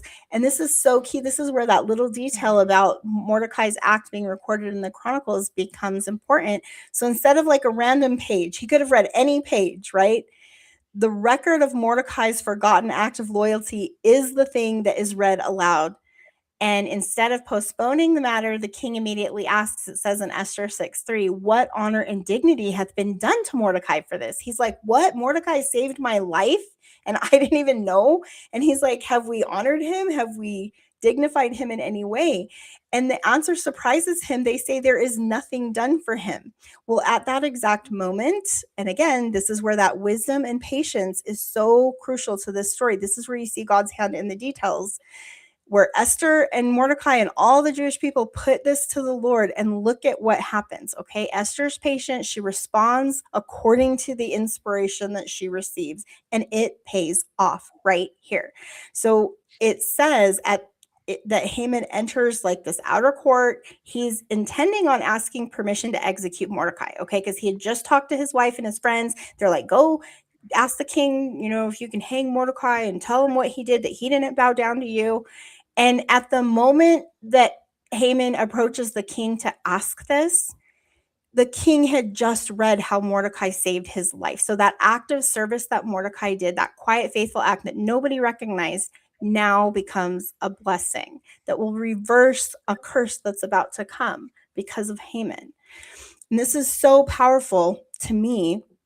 And for me, this was like a huge moment where I was like getting emotional, because I was just like, wow, God is in the details. And I think that from a literary standpoint, this is one of the greatest examples of hidden providence in scripture that I've ever noticed. And I think that none of these events by themselves appear to be miraculous, but together it shows that God quietly overturns an entire story. He changes the outcome. Mhm. And this is where I And would he does also it like, through quiet means. he He does. does it with the scripture. I mean, you kind of think Yeah. of the Chronicles as scripture. He does it through quiet means. He's able to change the mind of a king. And I mean, it's like, it almost reminds me of those kings that get saved, and like, it's because they read about the story of Jesus, which is the story of Esther and like Mordecai saving him from these other two. Like, there's so many Christ parallels here. It's crazy. There are. She is definitely a Christ, like a type of Christ, and we should see her Right. that way. We should And definitely we be see reading that. Mordecai and we see the king, and like they all fit in this role in certain Mhm. ways. It's so They cool. do. I think that the way I would view it is collectively. So, like in the book of Isaiah, and I cannot wait to talk about Isaiah because I could talk about it for hours and hours. But there's something similar happening here in Esther that happens there. And what's happening is the structure, the literary structure itself, what it's doing is it's taking acts of all these individuals and it's doing a contrast. And what that does is it helps you see a servant of the Lord and what that looks like, a type of Christ and what that looks like, and a servant of chaos and destruction and what that person looks like in comparison. Isaiah is going to do the exact same thing. Okay, so there was something else on this one that I thought was kind of interesting. So the chiastic structure that we've been following, which is that one that was adapted from David Dorsey's, it places Esther 6:10 at the center of the book. And then that other pretty well-known analysis that shifted the emphasis slightly earlier. So it was highlighting Haman's pride in verses 6 through 9 as the narrative climax. I think both of these observations have value because the first one emphasizes God's active reversal as the climax, and the second one emphasizes the human condition that makes that reversal necessary. And so when the king asks, what shall be done unto the man whom the king delighteth to honor, he's asking Haman. And Haman, he doesn't pause to consider anyone else could possibly be who the king's talking about. He's so high on his little kite that he's just like, yeah, that's me. So here's what I'm going to say. And he's like, oh yeah, give him the robe and the royal garments and walk him around and all this stuff. And then the king instead, so the narrator, he kind of lets us into Haman's private thoughts. It says, to whom would the king delight to do honor more than to myself? So this is Haman's thought that we get some insight on. Well, that sentence reveals what's in his heart. And so I think where God is in the details is God knows our hearts, right? He looketh on the heart. Well, we see that in the story. And Haman's world, it revolves around himself. He's definitely a narcissist. He's very consumed by his own importance. Self-absorbed. Yes. And he's imagining the king honoring him. And he's assuming that he must be talking about me because I got invited to this and that. And look at how I'm rising in the kingdom. And ironically, he's completely unaware that the king has spent the whole night thinking about Mordecai. And so the contrast is really, it's kind of funny. It's like ironic, but it's just the interesting way in which the irony, I don't know, I always feel like the irony is where you see God's hand. That's kind of my take. Like every time you see like an ironic situation, look for God's hand because it's right there. And I think maybe he has a sense of humor. I don't know. That's kind of how I picture God anyway, that he might have a little bit of an ironic sense of humor. And so Mordecai's faithful service, it was forgotten, but it's remembered through the Chronicles and through God, who clearly is working on the king here through this memory that got recorded of something that Mordecai did. So Haman's pride, it like blinds him to the point that I think we're seeing his pride narrowing his vision, and we're seeing how humility enlarges your vision, right? Because Esther and Mordecai are seeking God and they're very humble, and their vision is being enlarged. They're experiencing patience and like carefulness in their decision making, whereas Haman is being more reckless in his decision making. And well, so when you think about it, what is the greatest sin that has occurred? And it's spiritual rebellion. And spiritual rebellion comes by way of pride.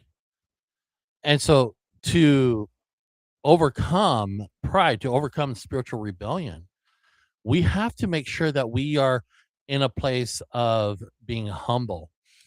I've been spending the last week working on this new devotional that I've been doing, um, and this is what comes to mind as we're talking about this, is because there is a section that I talk about because it's going through Second Peter, but there's a section where I talk about how when the crisis is over, when we get through the storm and the crisis is over and we now are at peace, we are now, you know, in this place of calmness. The longer we're away from that crisis, the more prone we're to forget what has happened. And then we begin to romanticize. We begin to, so for those who are in recovery, those who are struggling with addiction, it is often said that the furthest you are from your last use or your last destructive behavior, the closer you are going back to it. And that is so true, because we start forgetting the consequences. We start forgetting the pain. We start forgetting the wounds. We start forgetting the brokenness. We also forget how God intervened, how he rescued us from that mess, how he met us in those moments.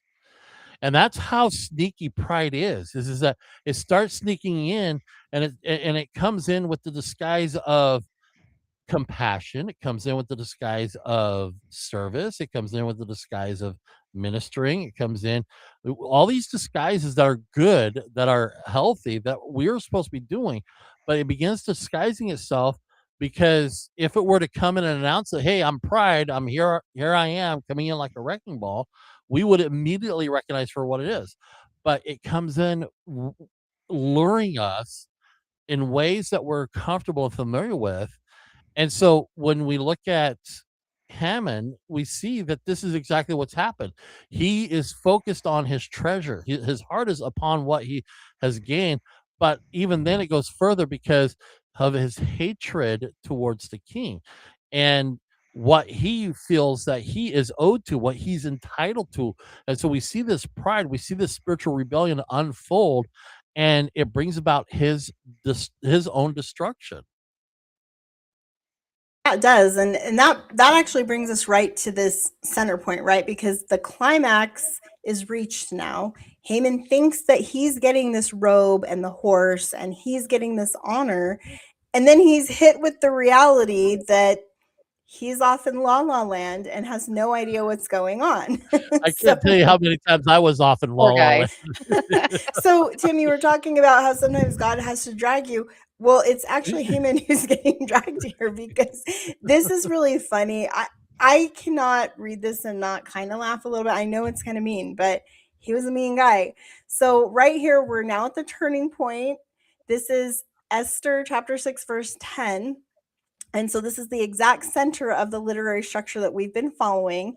So after all the waiting, hidden preparation, fasting, the sleepless king night, the forgotten record that gets remembered, Haman's prideful assumptions, and everything turns with one sentence. So we're going to read this slowly, but it says in Esther 6:10, then the king said to Haman, make haste and take the apparel and the horse as thou hast said, and do even so to Mordecai the Jew that sitteth at the king's gate. Let nothing fail of all that thou hast spoken. So the king's like, yes, great idea, Haman. Everything you just said, go do that to Mordecai. And Haman's like, what? Like, what are you talking about? So this is the hinge upon which the entire story shifts. It's from this moment. And this part, I feel like, with you talking about that patience thing, this part of the story bugs me in a way because of how long it takes for Haman to finally have justice brought to him. Like, I feel like it's like chapters and chapters of like, okay, we know that Haman's guilty. We know that, but when is he going to finally get what's coming to him? And, we kind of get that way with, like, because when you is see him the wickedness going celebrating. to end? Yeah, like it's so frustrating. And then it like talks about how he goes with his friends, it's just like chapters. Whereas the other part of the story, it was like just a few chapters leading up to it. And then it's like, finally, Haman's guilty. And then it's like goes on for very many more chapters until finally all the justice is done to not only Haman, but all of the people who are supporting him. So here's another thing that Takes we so need long. to It's that take patience. note of. So take note of what the king called Mordecai. He said, Mordecai the Jew. Okay. Now, this is after Haman had already issued the decree to destroy all these Jews on a certain date coming up. It was the 13th day of Adar. And so the king, I think like the reality may be hitting the king too, that he's like, what have I done? You know what I mean? Like, what have I allowed to happen is really more accurate, because he's been so unattentive to what is going on. And he's delegating so much of his responsibility and his power that should be protecting people. And the exact opposite's happening because of his negligence. And so I think that he's realizing this too. That's kind of my take on it, because of what he says here, Mordecai the Jew, he's like, oh my gosh, like, what have I done? And so until now, Mordecai has been largely overlooked as a court official, but here his covenant identity is being identified by the king and publicly proclaimed by the king to Haman. And so this man, Haman, he wanted to erase the empire from the existence of all of these Jewish people. Like, he just wants them out of this empire, out of the city. And I think this is why the chiastic structure matters, because without recognizing the literary center, we might naturally think that the climax comes later when Haman dies or when the Jews are delivered. But the author who's writing in this fashion, they intentionally place the turning point here because the reversal begins long before its results are visible. And that, to your point, Rachel, is what's happening, because we need to learn as Latter-day Saints and people who are trying to live by the Spirit how to recognize God's hand and the reversals in our life. And we need to understand that the reversal, God has set it up at the center of the story. Okay. Right. Jesus Christ came in the meridian of time. That was our great reversal. So this sentence itself, to me, it kind of changes everything. Unwinding. It's like, it is. It's like, it's a great unwinding. Remember how in the chiasm we have it going down like this is a descent, right? Because it's like you're descending and then the ascent, right? So Haman's fall has already begun. He's on his way down in the first half, but Mordecai's exaltation as he's going down because of Haman, he's being exalted. So the reverse is happening. It's like first Haman gets exalted, but spiritually he's going down. So he's exalted in a world sense, but spiritually he's going down. And the opposite is happening with Mordecai and all of the Jews. So this is pretty interesting. Just the Jews' deliverance begins right here at this turning point. And even though nothing visible has happened yet, I think the pattern is highlighting this as the center. So we saw Joseph in Egypt. Remember, he was lifted from prison to Pharaoh's right hand. David, he moved from shepherd to king. He was called long before and anointed long before he ever rose to power. Daniel, he was raised from the lion's den. Christ himself descended below all things before being exalted above all things. And Isaiah, in his 7-part structure, he builds it around this same covenant pattern where the literary center stands it's the movement from humiliation to exaltation for God's people and the reverse for those who fight against God. And so Esther follows this same theological rhythm.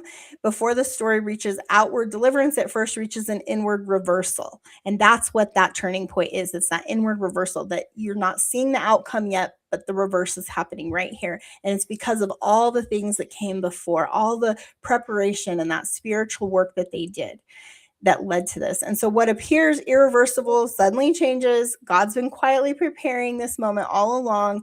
And this is where I want to introduce an Elder Maxwell quote that we'll talk about at the end. But there was a talk that I read, and there's this phrase that Elder Maxwell used where he says, God is in the details. And he talks about divine orbits. And so I'm going to kind of like end on that note. But I want you to think about the divine orbits in your life and think about how God is in the details of your life. So towards the end of the study, So I'll instead of pull the up devil that being in quote. the details, God is in the details. God is in the details. That's right. And the I like sleepless that. night, like the forgotten chronicle, Haman's arrival, all of those things, God is in the details. And Haman's pride Right. it's like his own destructive force, if you will. So the rest of the chiasmus I kind of condensed because it's basically the same themes but going in the reverse. And so I just have a couple slides here to kind of get us out of the chiasmus, and then we'll go into all of those symbols, and then hopefully we can close up for the night. Right.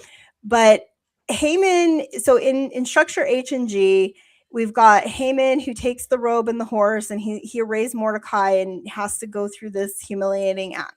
So there's that humiliation and exaltation. Mordecai becomes exalted, Haman becomes humiliated. And it says in Esther 6, 11 to 12, then took Haman the apparel and the horse and arrayed Mordecai and brought him on the horseback through the street of the city and proclaimed before him, thus shall it be done unto the man whom the king delighted to honor. So this is very humiliating for him. He has to like parade through the streets and do this. Well, this is like an immediate fulfillment of the turning point. Haman, he spent the entire story seeking his own honor, but then and plotting Mordecai's death, but then he ends up having to honor Mordecai. And just notice the irony, because Haman, he doesn't just like watch Mordecai receive the honor. He actually has to personally clothe him, personally lead the king's horse and honor him. So it's Yep. it's like a big slap in the face. It's like everything he wanted for himself, he now has to do to this person who he hated. And then we had also the hidden. It begins to be revealed here because earlier Mordecai's faithful service was recorded but forgotten. Now it's revealed. And then he was remembered publicly now instead of, just in the Chronicles. We've got his loyalty that was once hidden being made to light for all of the kingdom to see. It's proclaimed in the streets of Susa. So that pattern, it appears in the Joseph story when he moves from prison to Pharaoh, Daniel, David, all of those that we just mentioned, and Jesus Christ's own life. We'll see these things. And then we have Isaiah, who we'll look at, where he has a part in, it's Isaiah 49:2, where he talks about how the Lord's servant is hid in his quiver. So you think of the quiver and it's like the bow and the arrow, and it's like the Lord's like secret weapon basically is hidden, and then it gets revealed until the proper moment. And we see that same pattern happening here with Esther and Mordecai, and this concealed identity being revealed. So the king even acknowledged Mordecai the Jew. So if Mordecai be the seed of the Jews, it says in Esther 6:13, thou shalt surely fall before him. It's just an interesting reversal pattern. Well, then kind of like getting to the very end of the structure, now we're in chapter 8, and we see the destruction and the defense. And this is very interesting. So some historical context here is that they were not able to undo or revoke the decree that was signed with the king's signet ring by Haman against the Jews. So what they do to reconcile this is the king again gives his signet ring to Esther and Mordecai, and they write basically an amendment that says that the people can defend themselves against their enemies who come against them on that day. The enemies are allowed to come against them on that day and kill them, but they can defend themselves now, which is very interesting. So when Esther asks the king, okay, when she goes before the king, she's at this second banquet, okay?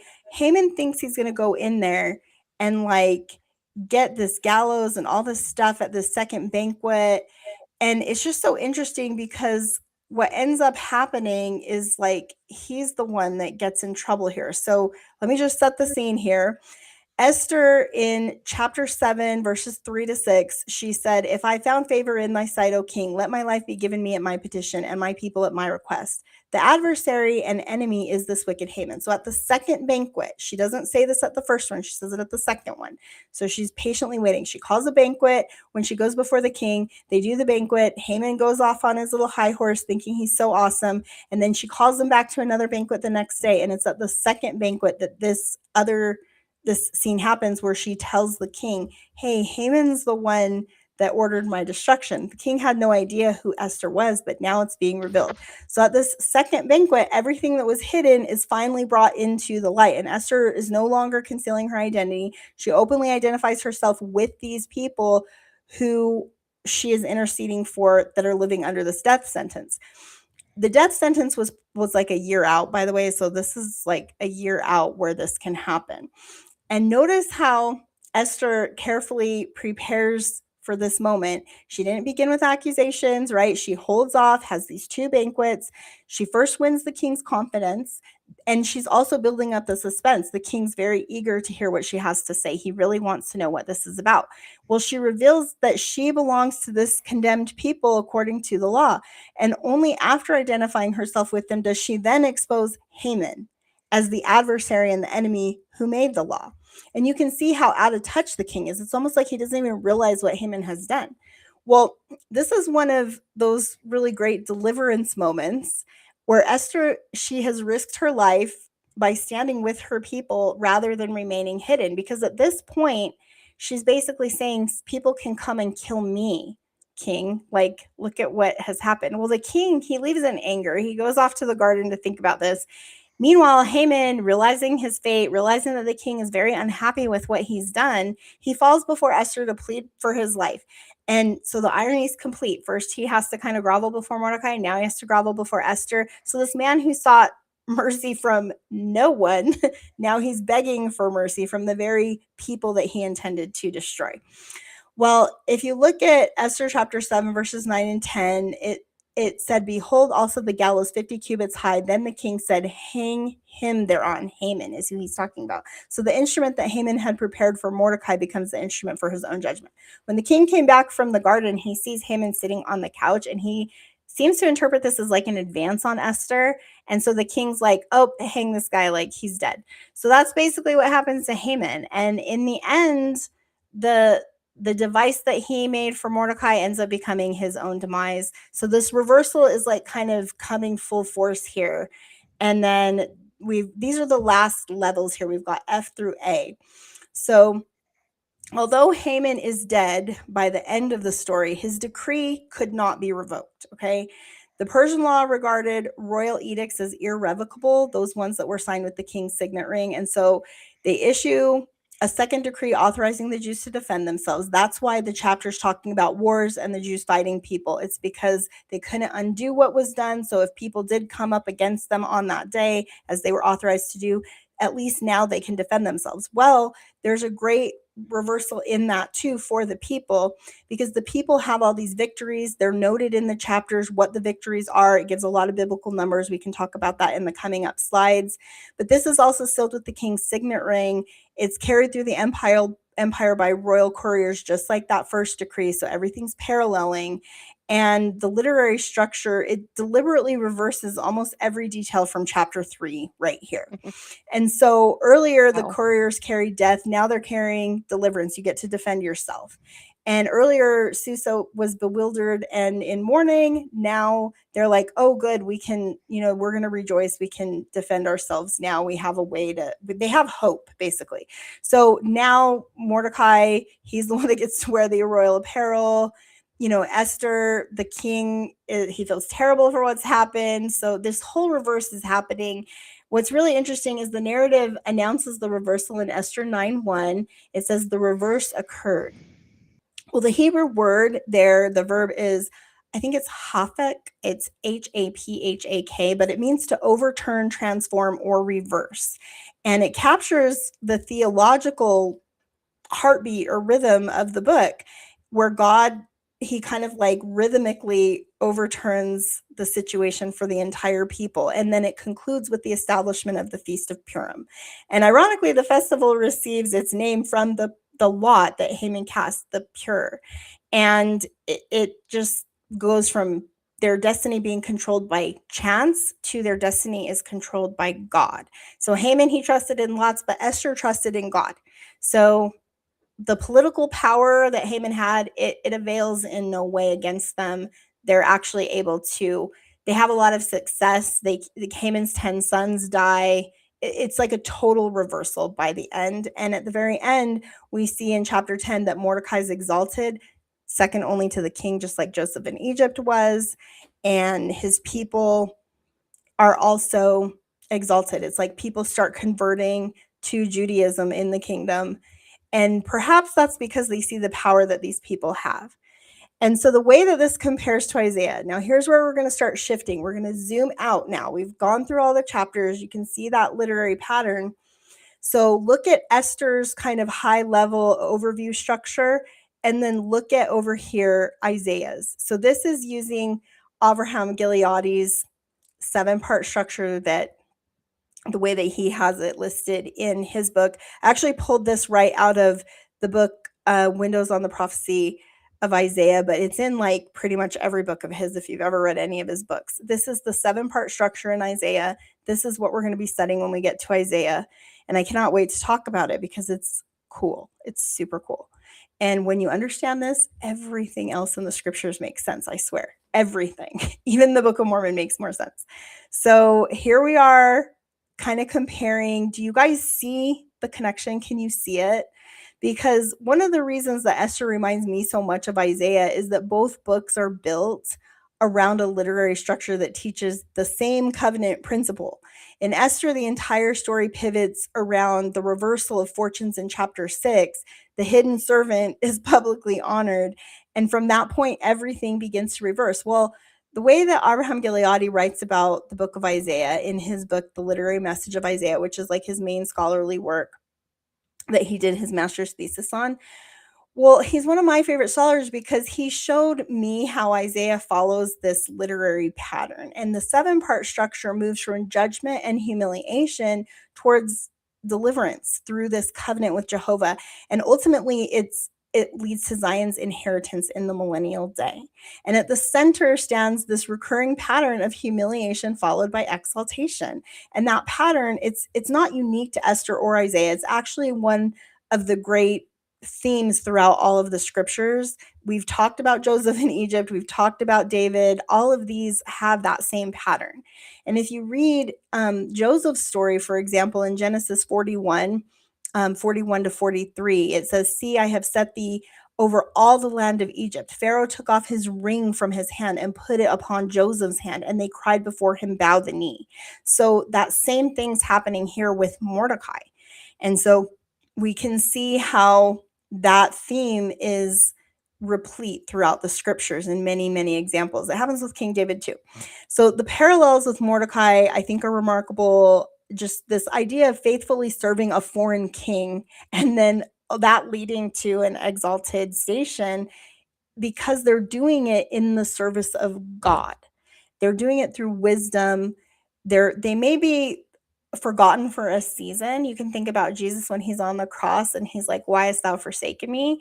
We all feel like we go through these seasons where we're forgotten, but we're remembered at the appointed time. And then we can also have that great reversal and be clothed in royal apparel. And hopefully that's the lesson we're getting when we go to the temple. But Isaiah, he teaches that pattern repeatedly, and the entire book from the first to the last chapter serves that purpose. So does Esther from chapters 1 through 10. And we see that Esther can kind of represent the Zion bride, which we'll talk about here shortly.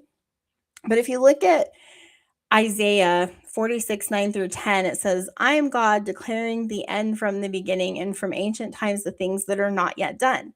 Well, he's highlighting a pattern. So this literary structure is a pattern that repeats over and over and over again. You can see this in church history. You'll see it over and over and over again, and it always reaches like a near fulfillment where there's like a salvation, but the ultimate fulfillment doesn't come until all is said and done. okay, until the second coming and the millennium are complete. And so, anyway, this is how God teaches the future through the past. These events in ancient Israel's past, when they're structured this way, we can then see that pattern that that the Israelites go through will repeat.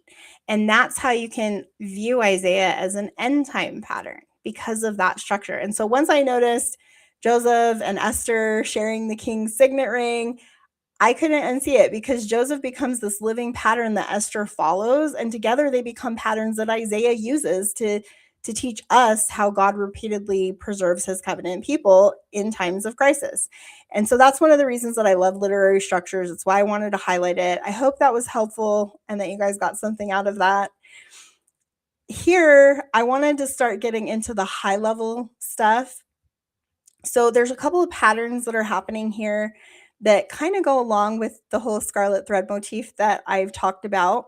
And I know that there's a little bit of confusion because I haven't actually published my paper yet. I'm still trying to finish it and it's going through like editing.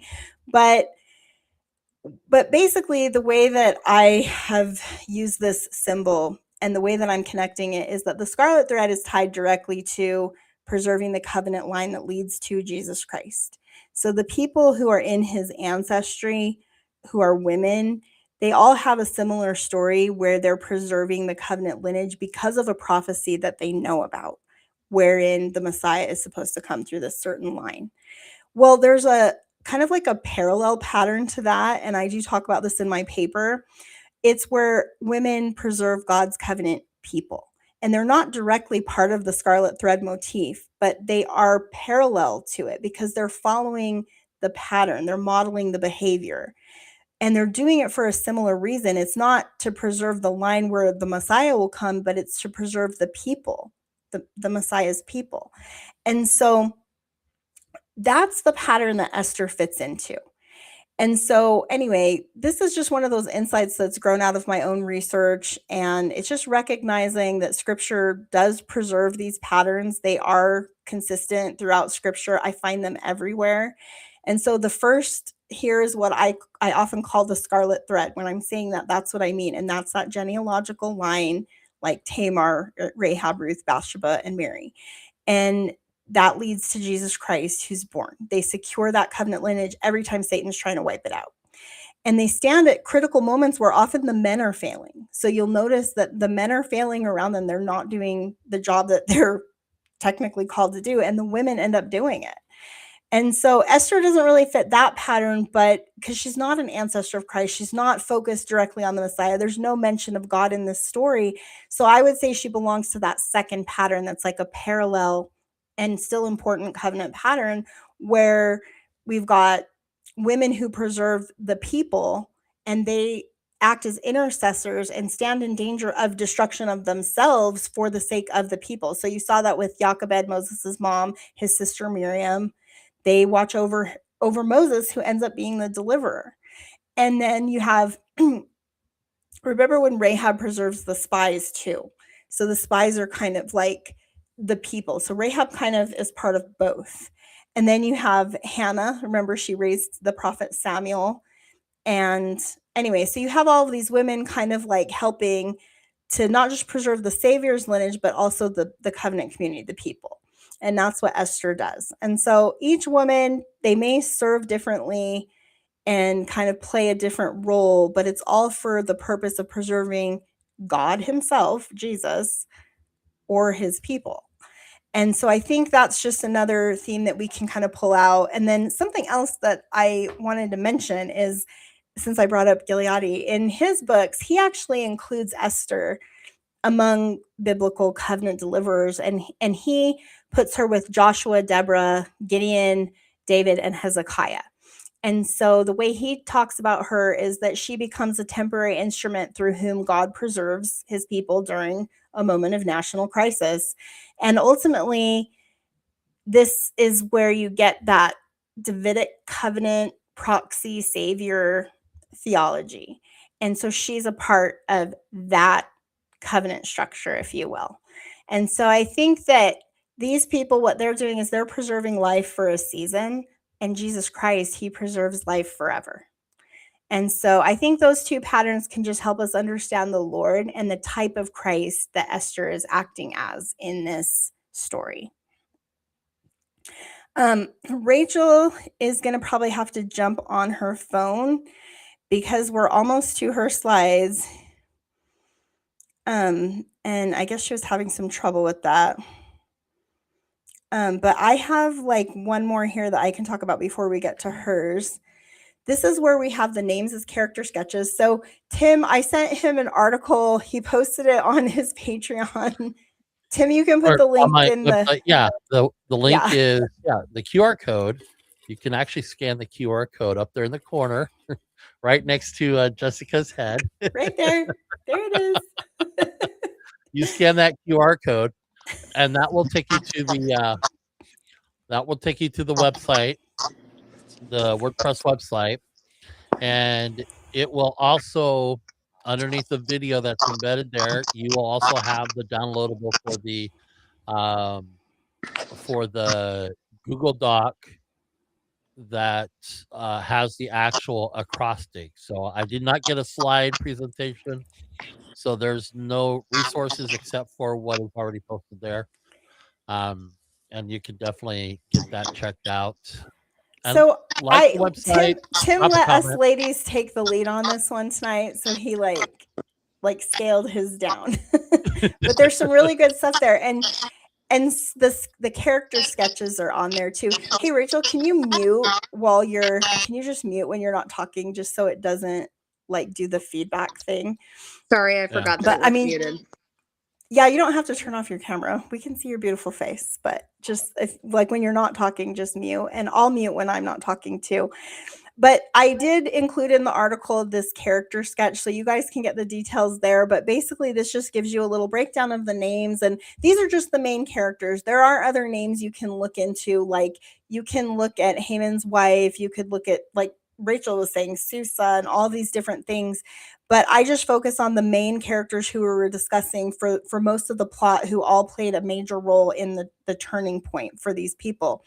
And the name Esther, I think, is really interesting because it reinforces the hidden identity concept, also her moral choices, and how like the history is being shaped. Oh yeah, so there's Tim. He's got the website up there, and that's where we posted.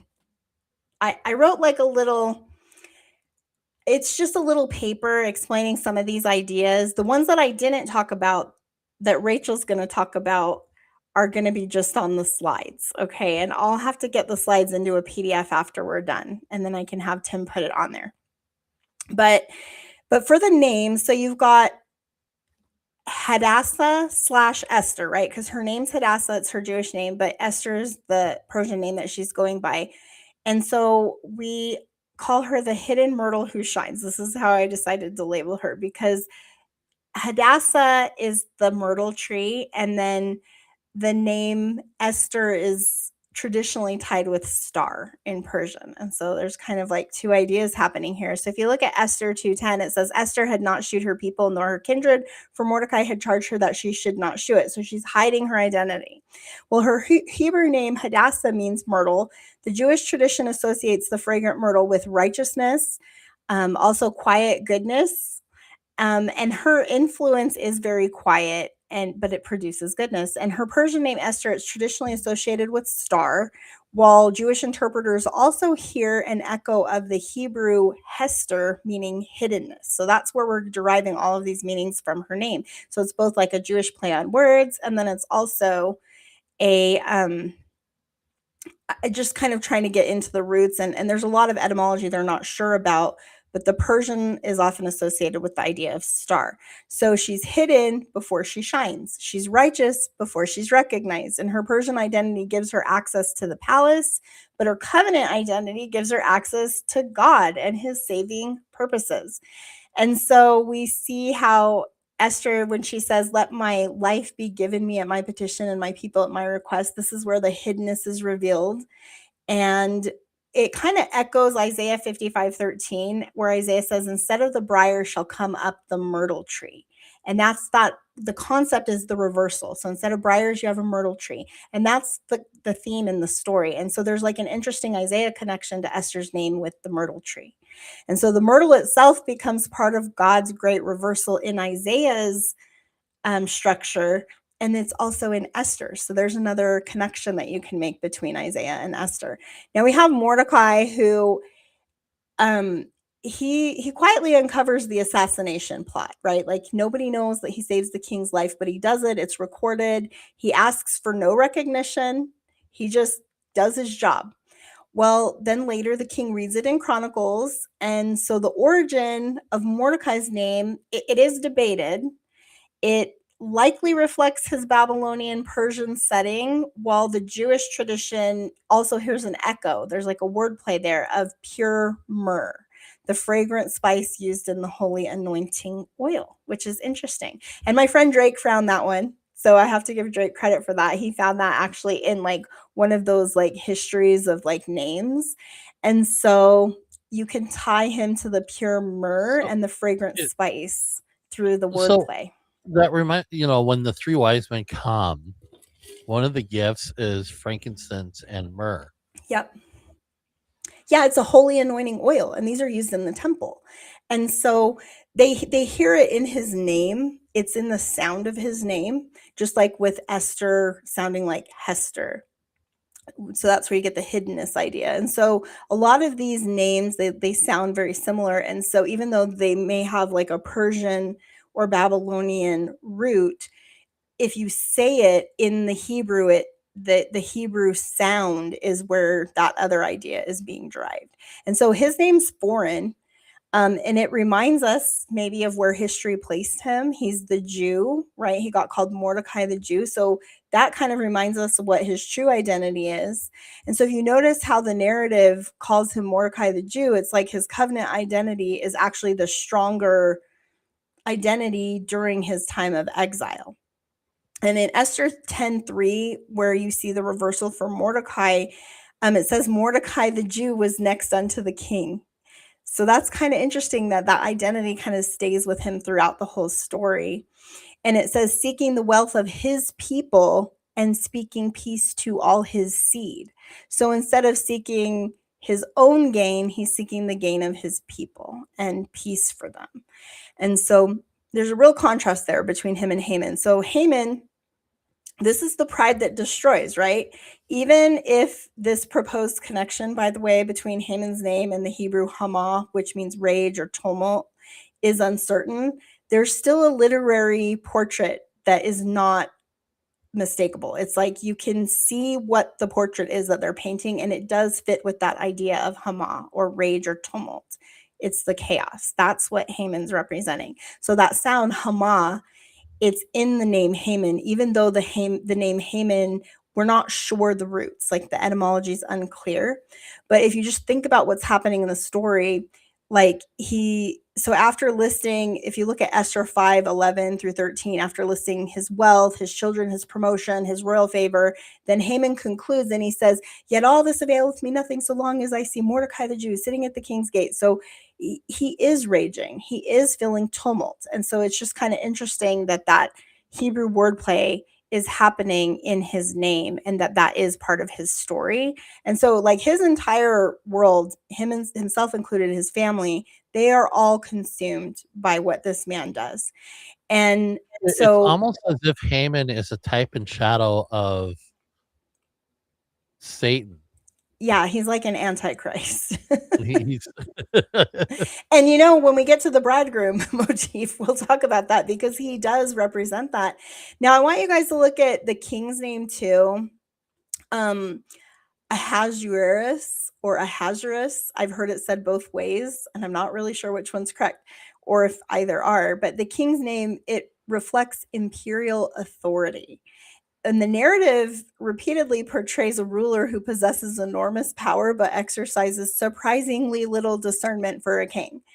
And rather than speaking with Vashti in the beginning, notice how he turned to his advisors. It's like, she's his wife. He could just be like, oh, she doesn't want to come? Okay, hold on. Let me go check on her. And he doesn't do that. He doesn't go and seek to find out why Vashti doesn't want to come. Instead, he just turns to his buddies and he's like, "Hey guys, what should I do?" And so it's just, I don't know, it's just, to me, it's so immature. It's like the way they paint him, just such a lack of discernment, no wisdom like Solomon going on here. It's like the opposite. And so, anyway, he just seems very impulsive to me. And so, without hearing Vashti's explanation, he actually makes this irrevocable decree that it affects not just his household, but the entire empire. Okay, that's how, like, I don't know, like reckless it is, that the things that So he does. is Xerxes the one that was the god king when we're thinking of Well, this? Xerxes is the Greek for Yeah, Ahasuerus. Ahasuerus is the Hebrew for yeah, Xerxes. but I remember when Xerxes was coming against the 300 Spartans, or is Well, that a there's different Xerxes? well, there's several. The name is used over and over and over Oh, again. okay, This is the Persian one, and okay. the Greeks are calling him Xerxes, but that wasn't actually his name. It's just in Ah, the okay. Greek they're translating it like they would say it that way, but it's not actually what his name is. Um, it's this name right here. And so anyway, the king, he asks like no questions. He's just he has this pattern, okay? Like he takes off the ring, he gives it to Haman, then he takes off, he gives it to Mordecai. It's like he keeps kind of doing this like impulsive governing through emotion, and through like his advisors and all these other people that he keeps delegating authority to that really should be his own. And Esther, she never like manipulates him through like deception. She actually, I guess you could say, she manipulates him, but it's through humility. It's like she's not trying to be deceitful towards him or anything like what you saw Haman doing or any of these other people that the king's consulting with. She's just trying to be patient and humble and honoring the king and waiting for that perfect timing, God's timing. And she's trusting in God that somehow he will reverse the situation. And so, ironically, with the king, I think this idea of his name meaning like great authority, he doesn't have discernment to go with that authority. And I think that's the interesting part, but God does. God has the wisdom. He's the ultimate king, right? And then with Vashti, I mean, her name means beauty and dignity, and she represents maybe a defiance. So when Vashti refuses, it doesn't say why. We just know that she's beautiful. Her name is associated with beauty, excellence, and the best. And so there's kind of an ironic thing happening here too, because she's valued for her beauty, but her first defining action is refusing the king. And also perhaps refusing to allow herself to become a public display. You could interpret it that way, and some people do. And so I don't know, one woman's refusal produces this royal fury that turns into a national crisis. And it's just interesting how that upholding of physical beauty leads to a crisis and a power vacuum that needs to be filled.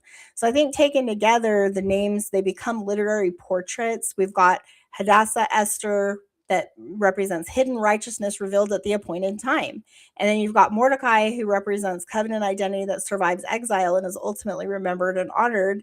And then you've got this Haman, who represents pride exposes enmity, and ultimately he's consumed by it.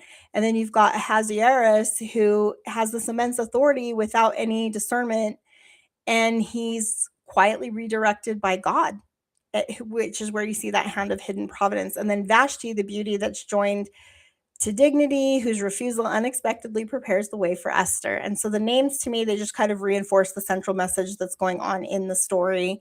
Their public titles and appearances never tell the whole story, but they become part of the story, if that makes sense. So here's where Rachel gets to shine, because we have some really wonderful things that she picked out in the text. She went through it all herself and highlighted some things, but she was noticing how the author repeatedly uses color, clothing, fabrics, precious materials to communicate covenant themes like royal authority, mourning, deliverance. And you'll see it in several of the chapters. I've noted some scriptures here. So if you want to take it away, Rachel, let us know your thoughts on this. Are you able to pull up Revelation 17:4 really quick? Tim, Because can I you want pull you it to up? compare this. Because like we've read the book of Revelation. We know that Esther has like some major symbolism to the end times Like there's a huge connection to the second coming and the millennial What is reign and all of that. Revelation? Revelation 17, verse 4. And I'm sorry I didn't get this slide to you beforehand. It's been a busy day. Do you want it in the King James or do you want it in the NRSV UE or Whatever. King James is fine. Whatever Now for floats your this, boat, Tim. pick. But right. if you'll notice, like the way that this is talking about one certain kind of woman, and then you contrast it with these colors that are used specifically in this book of Esther, it's very interesting. So uh, while he's pulling that up, we know that we've got the blue color. Okay, blue color symbolizes heaven. Okay, and white, I was kind of think of as the clouds. There's water, like water vapor is what makes clouds, and that's what purifies you. So I think that's probably why those symbolisms, plus the fact that blue is in the heavens, so those two symbols come out very clearly there. And then we've also got this purple, which it was very difficult to come by. So of course you could only afford it if you were rich. So it's royal Yeah. color. And then anyway, just looking at these four colors, if we look at Revelation 17:4, Yeah, let me get it. yeah, sorry. We'll go with Okay, the Lexham English Bible version. Here, let me thanks. increase that. So it's talking about how in almost there, yeah. Okay. All right. So it talks about how there was a woman, stop there. There was a woman dressed in purple and scarlet and adorned with gold and precious pearls and stone, holding a golden cup in her hands of detestable things. It's interesting because we see purple and scarlet here. But then we go over back to the scriptures here in this that are used in Esther. We see the contrast of the blue, not red. That there's a heavenly royalty to it. We can go back to the slide with the symbols. Okay. We and like Jessica pointed out, we see these colors, in the first part and in the last part. It says, in the courtyard was beautifully decorated with white cotton curtains and blue hangings, which were fastened with white linen cords and purple ribbons. Um, uh, Embedded with marble pillars, gold and silver couches stood on the mosaic patterns. And then it talks about a bunch of different stones, marble and mother of pearl and other costly stones. And then flipping to the very end where they mention these same colors again, it's in Esther chapter 8. And this is when Mordecai, he left the king's presence wearing the royal robe of blue and white and the great crown of gold and an outer cloak of fine linen and purple. And so it's just kind of interesting because we know that these are also the colors of the high priest, the robes of the high priest, and the threads, which Jessica so beautifully talked about. Um, and it's kind of like before, what he was wearing didn't really fit. He was dressed as a royal official, but then he put on the sackcloth and now he's fitting into the palace, like he fits with these colors, like he matches. And so it's just kind of interesting. I really liked the symbolism there, looking at all of those colors and then contrasting it with the whore of Babylon and the end times, how there's just that one little color change and you can tell it's the opposite. And Jessica and I were kind of talking over text a little bit today, and we were talking about those threads and how like the colors of blue and red and purple kind of, we can see them in our body, in our veins. Like, if you say somebody's blue blooded or whatever, like you can kind of see like the veins, at least in my skin, they look like kind of bluish, but we know that blood itself is red. And so if you kind of think of the threads throughout our body, we've got the blood that pumps from the heart. That's a very oxygen rich, full of red. But then when it comes back, it's blue. And I guess that's kind of, it also has that same structure in my mind, that like kind of why I wanted to bring this out, because it's that same kind of thing. Like we see this symbolism even in our bodies. It comes out sinful, but it goes back ready to be nourished again. And I don't know, just I thought that was cool, like looking at all those colors and the symbols of them. did you have anything you wanted to say about the colors before we move Well, on? I want to just add like a couple thoughts on how they Mhm. dye these fabrics. So the purple, it's difficult to dye. The way that they would get the red has a really beautiful tie into the Savior because when you and I did study this for the Scarlet Thread paper that I'm writing, so Mhm. I'm going to be pulling from that. But basically, there's this word. It's the word tolah or toloth, and it's basically this little grub, like a little magnet, and Mhm. it's a crimson grub, and they would get the color for the scarlet dye from this crimson grub. So the this little worm or insect, it would basically be mushed up and Mhm. into a Yeah. dye, okay? So it dies and then it brings the dye. And so there's like a really interesting little savior idea there. So like the Mhm. color of lifeblood becomes this vivid scarlet thread through this like sacrifice, right? This sacrificial system. And so that's kind of the interesting thing there. And then with the blue, it's kind of similar. So the blue thread, it they would use it for the zeet, the little blue fringe on the zeet. And I talked about this before in past Come Follow Me episodes, but basically, the way that they would get the blue is kind of similar. It was from another animal or a little. Let me see. I was trying to find it, but it's the tekelet or Mhm. tekelet Techelet. Techelet, but it symbolized heavenly glory, okay? And so that's where you're getting the idea of heaven with blue. And if you think of the sky Mhm. being blue, there's just all kinds of ideas of heaven there just with the blue sky. And so both of these things are coming through some kind of like a life that is sacrificed to make the dye. So it's just kind of interesting. And when you mix those together, you get purple. Well, and there was a guy that was trying to recreate the Techelet blue for the some of the temple rituals or something in Israel 360. I think it was Jared's channel that talked about this, but that he actually was able to take cow's blood and be able to make what he thought was eventually like close to what he thought the Techelet blue would be.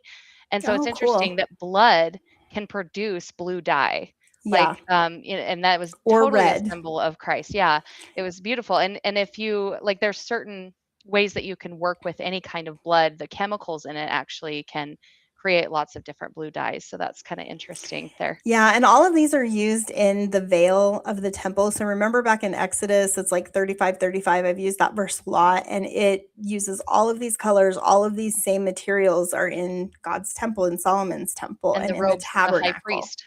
Mhm. and the robes of All the of high yep. priest. And so what's interesting is that these worldly kings are using it. This is a signal of the kings and the Persian Empire's wealth. Mhm. And it's also symbols of God and his wealth. Well, and So you have it's this thing with interesting. the gemstones here too, because it talks about the palace materials. There's the marble and there's the precious stones and all of that. And we know that there are 12 specific stones that are also mentioned in the book of Revelation, if you want to do a side study on that, that are also found in the vesture of the high priest, the Right. breastplate. And so it's really kind of cool thinking of that. Um, if we can move on to the Oh, next one, that's unless there's cool, something else that Thomas. anybody else I'm wants going to to look that say up. about colors and I'm going to look up the videos that Thomas is talking about. I love like the dyeing and like how they do all that stuff. And so that oh thing, yeah, whatever uh-huh. you said from Yeah. Jared from Christian Homestead, you're talking about him, right? He like Yeah, yeah, featured yeah. on his channel too. I think Yeah, that's where I heard it. Yeah, I don't probably because he wanna does quote a that. lot of that stuff like from the Israel 365. That's Um, cool. Yeah, so the next slide we have is our numbers in the book of Mhm. Esther, and Rachel went through and was like highlighting all the numbers. And so basically, we were noticing how the author just they're assigning meaning to the numbers. They follow both the biblical number pattern, but then within the context of the literary structure, you gain some additional insights on the numbers and how they're being used. So, do you Yeah, want to take it away on that? so you remember how she had to be prepared for 12 months. But there's also like a section in the 12 months that's 6 months of this type of preparation and 6 months of this type of preparation. Is the ointments and the perfumes and all of that. And so like I kind of did some digging, though I didn't really do like a ton of digging on like how they would go and prepare these things. But it's basically like they made them take baths that softened the skin. And I thought about that, and I was like, we have kind of like, if she's just a normal, Jewish girl or whatever, she'd probably have rougher skin. And so, like, them getting the collagen from the plants or whatever else is needed to be able to go through those, those rituals. I think I had somewhere on here. They basically get a year of pampering and like Yeah. spa treatment. But it's interesting because it's like there's the 2 sets in the year, in that 12. And then there's also the 2 banquets. And I was kind of thinking on the symbolism that why did she not reveal everything the first banquet?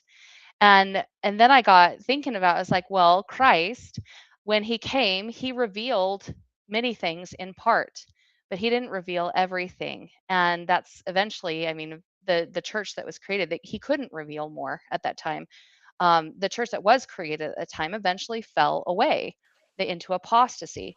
And so the second day, the second banquet, is when it was all revealed, and Satan was revealed. And that's one of the things we read about in Doctrine and Covenants, that the man of sin would be revealed. And there was I would have to go back and pull out these things. I don't know exactly the reference, but once again, Jared from Christian Homestead mentioned this specifically. If there was an instance where they had recorded in church history of when Satan was revealed, um, and so that was kind of referencing once again those Yeah, last it's in the days. Joseph Smith papers. And I Yeah, remember yeah, when he that's did, what it is. yeah, it's like a famous story. And Interesting. he went back to the source on that one. So another thing, you're Yeah, talking about the 6 months and the 12 months too. That's interesting too, because if you think about it, Esther has two identities, right? She has Hadassah and Esther. And so yeah, there's that reversal and then the revelation of who she truly is. So that's kind of interesting. yeah. So a lot of these, there's like biblical symbolism tied to them. The number 3 obviously is tied to the Godhead. The number 7 is obviously tied to like wholeness or complete. 12 is always tied to priesthood, and 10 is always tied to a period of like judgment or trial. 13, it in this story, it was the day of threat. It was the 13th day of Adar. That was the day that the Jewish people were to be destroyed, but that ends up becoming the day of their deliverance. So it represents like a reversal. And then you've also got the 127 was the provinces, Hmm. and Which is the interesting because that one specifically, like that number is really cool when you get into the meat of it. Um, shoot, let me see if I can find go up here on my notes. um, the 127. Oh shoot, I guess I had not written that down, but yeah, it's just kind of talking about the universality and the totalness of it. You've got 7, which means completion or perfection. You've got the 100 in there, and you've also got the 20, and 120 have specific meaning. And so when you have 127, like there's definitely a reference to God's dominance over all of this. Yeah. yeah, Would and that that's be interesting. his sovereignty, Mhm. his providence and sovereignty? Is that what you're talking about? Yeah, perhaps. Well, if I pull up the verse where that one was in, I was trying to, let's see. So that was verse 2. No, Esther verse I 1 think it's 1. the first verse, yeah, Yeah, the of the very, very story. first verse in the story. Um, that it kind of mentions that, and it's like, well, okay, well, this is definitely referencing something greater than this earth. This is talking about the heavenly king. This is talking about the God of heaven and earth. Like there's definitely like a symbolism there with God. Like I feel like the characters in this story are representing Christ in 4 different facets in a way. How Haman, like even Haman, I know that he's like the bad guy of the story, but even he takes the place of Mordecai, and so there's also a Christology there happening, even with that little detail. But there's another number that I find very very beautiful in this whole thing, and it's in Esther chapter 9. um, this one just kind of blew me away. This is the one that got me teary-eyed when I was reading this story. So if we go to Esther chapter 9, and this is in verse 16, He said, "Meanwhile, the other Jews throughout the king's provinces had gathered together to defend their lives." And we know that that's kind of like there's this end time, like think end times, and how like Gog and Magog, and like there's this, trying to defeat evil. Right. They gained relief from all their enemies, killing 75,000 of those that hated them, but they did not take any plunder. So I looked up what it meant for this 75,000, and it means total deliverance, divine justice. And I That's was just beautiful. like divine grace, like it has connotations of grace. And it's just like, we know that when all of this is said and done, when we finally get to the end of the end chapters, that God's grace will be applied in multiplicity. So I So can really I love add that one Well, one. thing on the one I two? look, Oh, go ahead. Go ahead. yeah, I looked up what the 120. So when you look at this, um, the number 100 is completeness. 20 means Mhm. testing or waiting, and 7 means divine perfection. You see the chiasmus So even in the number. so Cool. 127 empire wide scope means that there is a complete testing or waiting period towards divine perfection. Yeah, and I was actually going to say that, but the way I was going to do it was dividing it up. If you look at 1 and then 2 and then 7 separately, that is what it Well, comes to. Because and so I have this old, it's like an old handout that I got. It was actually my daughter. She sent it to me, but she got it in her seminary class, and it goes through all the biblical numbers. And when you break them up like that, here's another thing that's interesting is 2 equals 1 equals God, right? Because God is not a single bachelor in heaven, according to our theology and our understanding. He is a father who is with a wife, a mother, right? And so we have this idea that there's 2 that make one complete unit. So 1 becomes 2 to make wholeness or the completeness. And so anyway, that's another idea that kind of goes that direction with 127. And I think in this story, when you look at the literary structure and you look at what's happening there in chapter 9 compared to what's happening in chapter 1, the idea that you're getting is totality, right? Because you're Right. getting that it goes to all the provinces. This decree, it covers all parts of this empire. And so again, you get that idea of universality and like the reach being to the ends of the kingdom. Well, if you're talking about the heavenly kingdom, yes, it's eternal, it's everywhere, it's forever. and And so and that's the kind of the interesting. gematria of all of this is just so fascinating. Which Thomas, is that right? I'm saying that right, but yeah, it's it's really cool. All of this really cool. Um, Yeah, I Google it. What yeah, is the gematria meaning? yeah. And then there's also like you were Because that's mentioning, where you have to do the like 1 plus 2 plus 7, yeah, which brings you to 10. because Hold on. in ours it's I have one it in a one and file two on is my phone. I'll three. look it up. Three is the number of God, and then seven is the number of perfection. So it's like God Right. in perfection. So yeah. Yeah, because I have a file that I got, and it actually comes from Richard Draper when I was studying the book of Revelation, where he went through all of his gematria, his gematria Hmm. slides, and I took all the notes down, and I was like, oh, I got to get this. And I do have like a thing where it's basically like you break down the number and you got to bring it back to, I think it's like the single number, which actually should go back to 1. Yeah. Right. Because and so then if you look at the number 1 on hold Because on, number sometimes the number 1. 1 is not the loneliest number.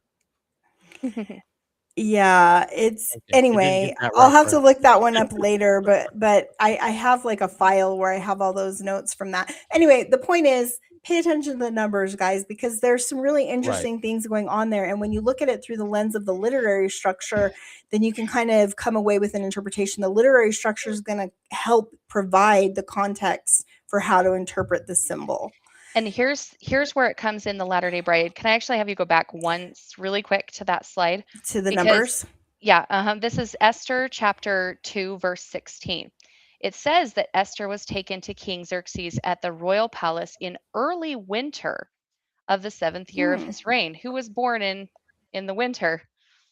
like Joseph Smith. And so, like, Hmm. thinking about Esther as the latter day bride, I really think that there is some interestingness there. But you can also think of, like, we're in, like, I don't know, there's some debate about which seal we're in, but we're in the Right. 7,000th year, or very, very close to it. And so we have the early winter of the seventh year. I feel like that's kind of the pinnacle moment, like where we're at right now, in our, like, world history. We're like at that point. And so Esther, it's Esther that is taken to So to to finally, like, to get this end times.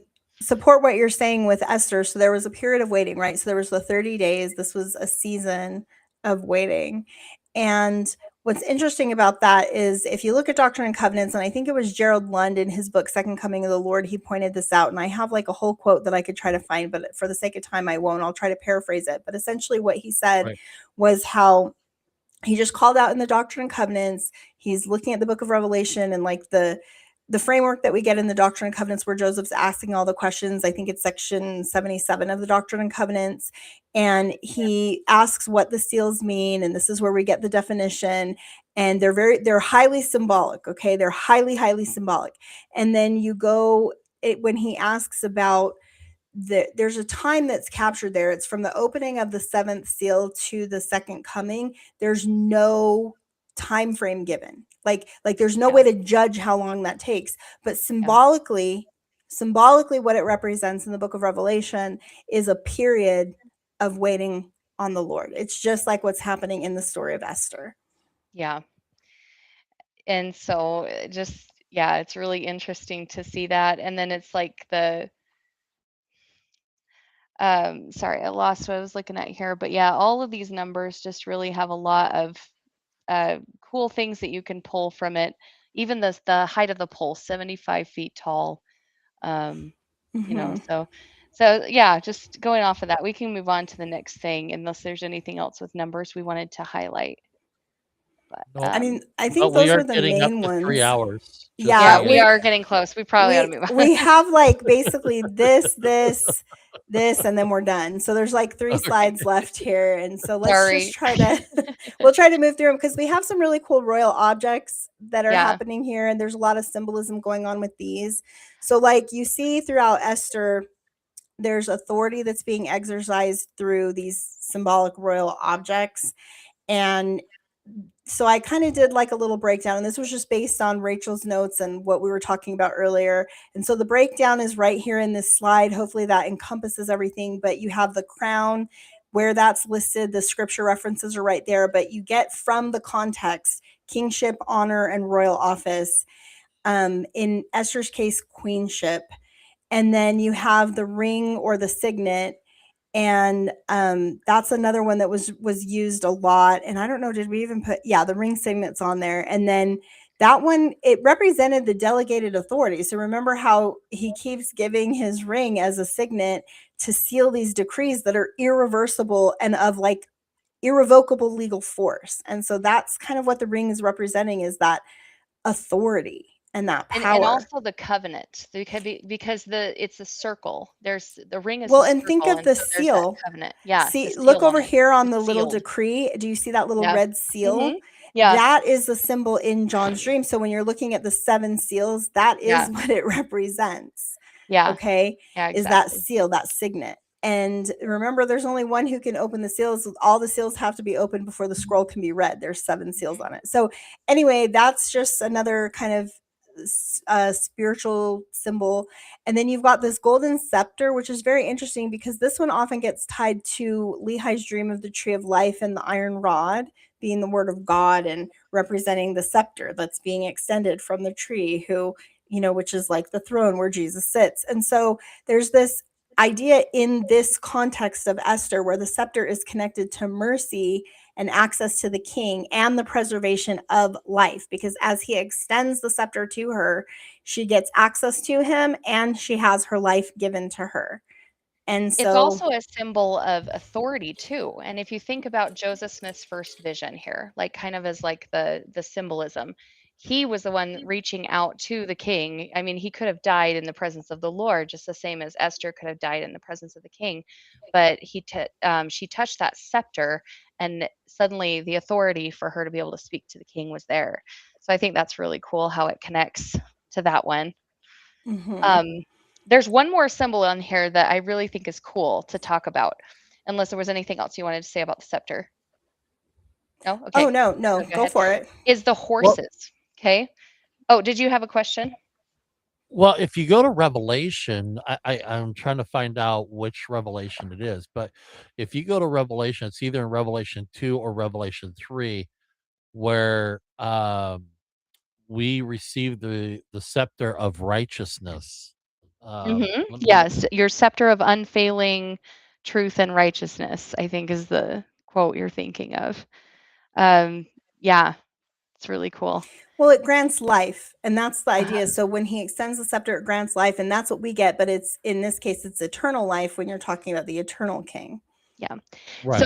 So with the horses, if we're ready to move on to that, yes, we're good. You go with Okay, whatever okay, symbol okay. you want to talk All about. right. So the horses, with the horses, we think about what was it that Jesus came into Jerusalem riding on? A It was a donkey. donkey or a horse. You know, you can kind of think of it in the same way.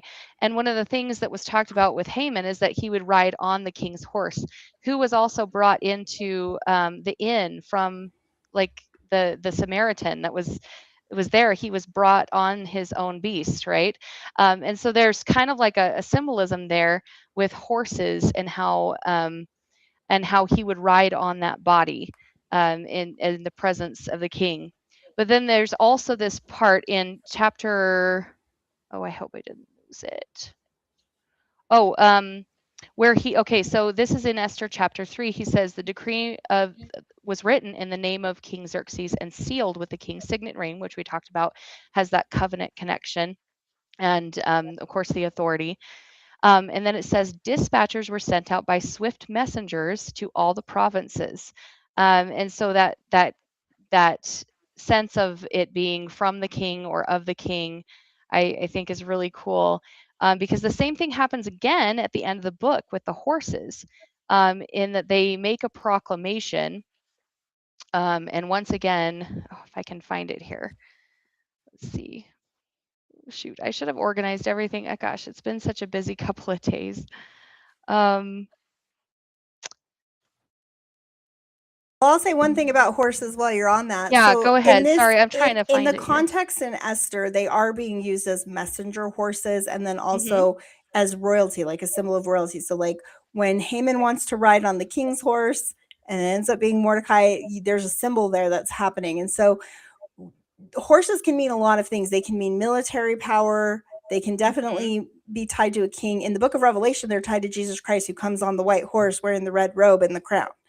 And that's what happens at the end of the book of Revelation when the second coming in glory happens.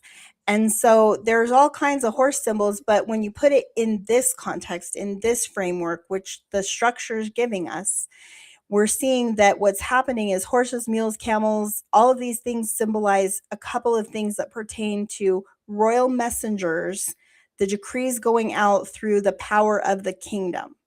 Okay, so this is kind of like another royal object and signifying the power of this kingdom and the wealth of it, that they can send these messengers out and get these decrees out to all 127 provinces very quickly with speed. And all the people who are coming in on camels and things coming to the kingdom, they're coming to meet with the king. And so think about it in that context, because you can link it to anything, right? Like you could link a camel to a ton of different other things, and that all fits too. You can use the camel like the eye through a needle, the camel thing, whatever. You know what I'm talking about. You know what I'm talking about, Tim. The one about like it's easier to get the rich man through, like, It is easier for a camel to go through the eye of a needle than a yes. rich man to get to the kingdom of heaven. Yes, that one. The camel through the eye of the needle. Okay, so there's all these like different symbols that are happening in here, and I think that one That's thing where that it I is. I really found like it. is when you put it in its own context first, and you see how it's being used in that context, and then from there you expand out, and then you can start connecting all the imagery. I found where it is in the next half of the book. Sorry, it took me forever to find it, but it's in Esther chapter 8. And just using the New Living Translation. I'm just gonna Yeah, I think click it's on that 8. really Is it quick. 10 through 14? Yeah, because there was a way that it was worded here that was just very so a decree was written in the name of Xerxes and sealed with the king's signet, and Mordecai sent the dispatches by swift messengers who rode on fast horses. You were kind of mentioning that, but I guess when I thought of that, when I said a decree was written, I was thinking, man, that kind of sounds like proclamation to the family. That kind of sounds like the restoration, like proclamation, like I guess that's kind of what came to mind when I was like thinking of this in terms of the Latter Day Bride, is I was like, we've sent out missionaries, and we've sent out not only missionaries on fast horses, we've sent this out like with proclamations and with the decrees, like, from the king Well, the himself. So written I thought decrees, that was really the cool. written decrees establish the binding law, and Mm-hmm. that are signified by the king. And so they determine life or death too in this story. And so if you think about the written decrees that are going forth from the heavenly king, yes, Mm-hmm.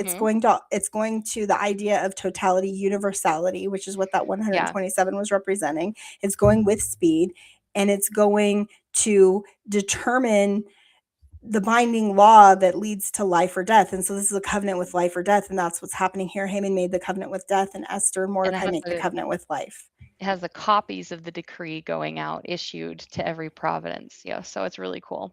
which means everyone, it's kind of like the all nations will receive, right? The word Mm-hmm. of the Lord, that like every kindred, nation, tongue, and people. It's that idea. It's the four corners of the earth. So all of that is kind of what I think it's trying to signify there.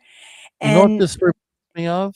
hmm, Uh, when King Benjamin is giving a speech and the people were gathered, and he had to dispatch people writing down what he said and sent them out to those that's a who good were one. not those who were beyond his beyond hearing what he was actually teaching and saying. And so he would dispatch these couriers, what we would understand as couriers today, Kind of like so the that they ensign could bringing the message from the the Leahona, bringing the message to the people. Yeah. And look at verse 9 also in that same verse. That was the one. This is the one I was actually really wanting to find, and I couldn't find it. I just found it. It says the decree was written in the scripts and languages of all the people of the empire, including that of the Jews. every So it's nation, like how kindred, the tongue, and Book of people. Mormon has it written. So yeah, there's definitely a Latter Day parallel here. I love it.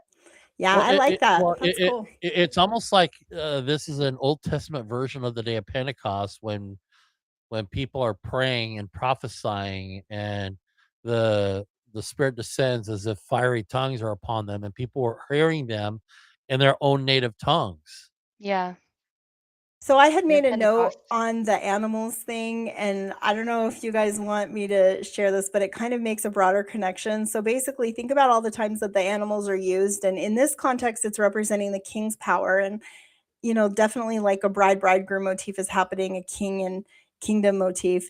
But if you look at animals in other places in the scriptures where there's like messenger animals happening, because that's what's happening here, then you can kind of link it to like all the times where a messenger animals being done. So like think about Elijah. We talked about the ravens feeding him in the Hmm. wilderness. Remember Balaam Balaam the the donkey donkey. who spoke and Yeah. he rebuked that prophet. And then there's Jonah's the fish that preserved the Lord's servant. There's the dove that announces the new creation after Noah and the ark. And there's the white horse in the book of Revelation, which I think is ultimately kind of what those horses are pointing to, that victorious advance Mhm. that the Savior That's makes. so cool. And so all of that I think you can pull in, because when you understand the context in which the horses are being used, then you can look elsewhere for that same context and get the same theme and the same message. And so Mhm. there may be like a theological pattern happening there too, because God frequently governs his kingdom through delegated authority. And in this case, he's incorporating the animals as part of that, which is kind of neat. But he entrusts his covenant, his priesthood authority, like the way that we administer the ordinances, the written revelations, all of those things through our prophets and through his messengers and his servants and all of those who are commissioned to do a work for him and to join in that work. And in this case, we're seeing the animals joining in that too throughout the scriptures, which is kind of neat to think about. That it's like, even like when you look at kind of the symbolism of like, I don't know, the lilies of the field, how they grow, right? And like the birds, and how God clothes the grass of the fields and feeds the birds. And it's like he's mindful of all of creation, and all of creation is participating in the work. And so I just kind of like that idea. Yeah. Okay, so here's our last one of symbolism. There's a huge bride-bridegroom motif going on. And one of the things that I had researched before this was just, it's kind of more of an evangelical view. They talk about this a lot in the evangelical blogosphere. You'll find tons and tons of articles about Esther and the bride and the bridegroom motif that's happening because it's so strong in this story.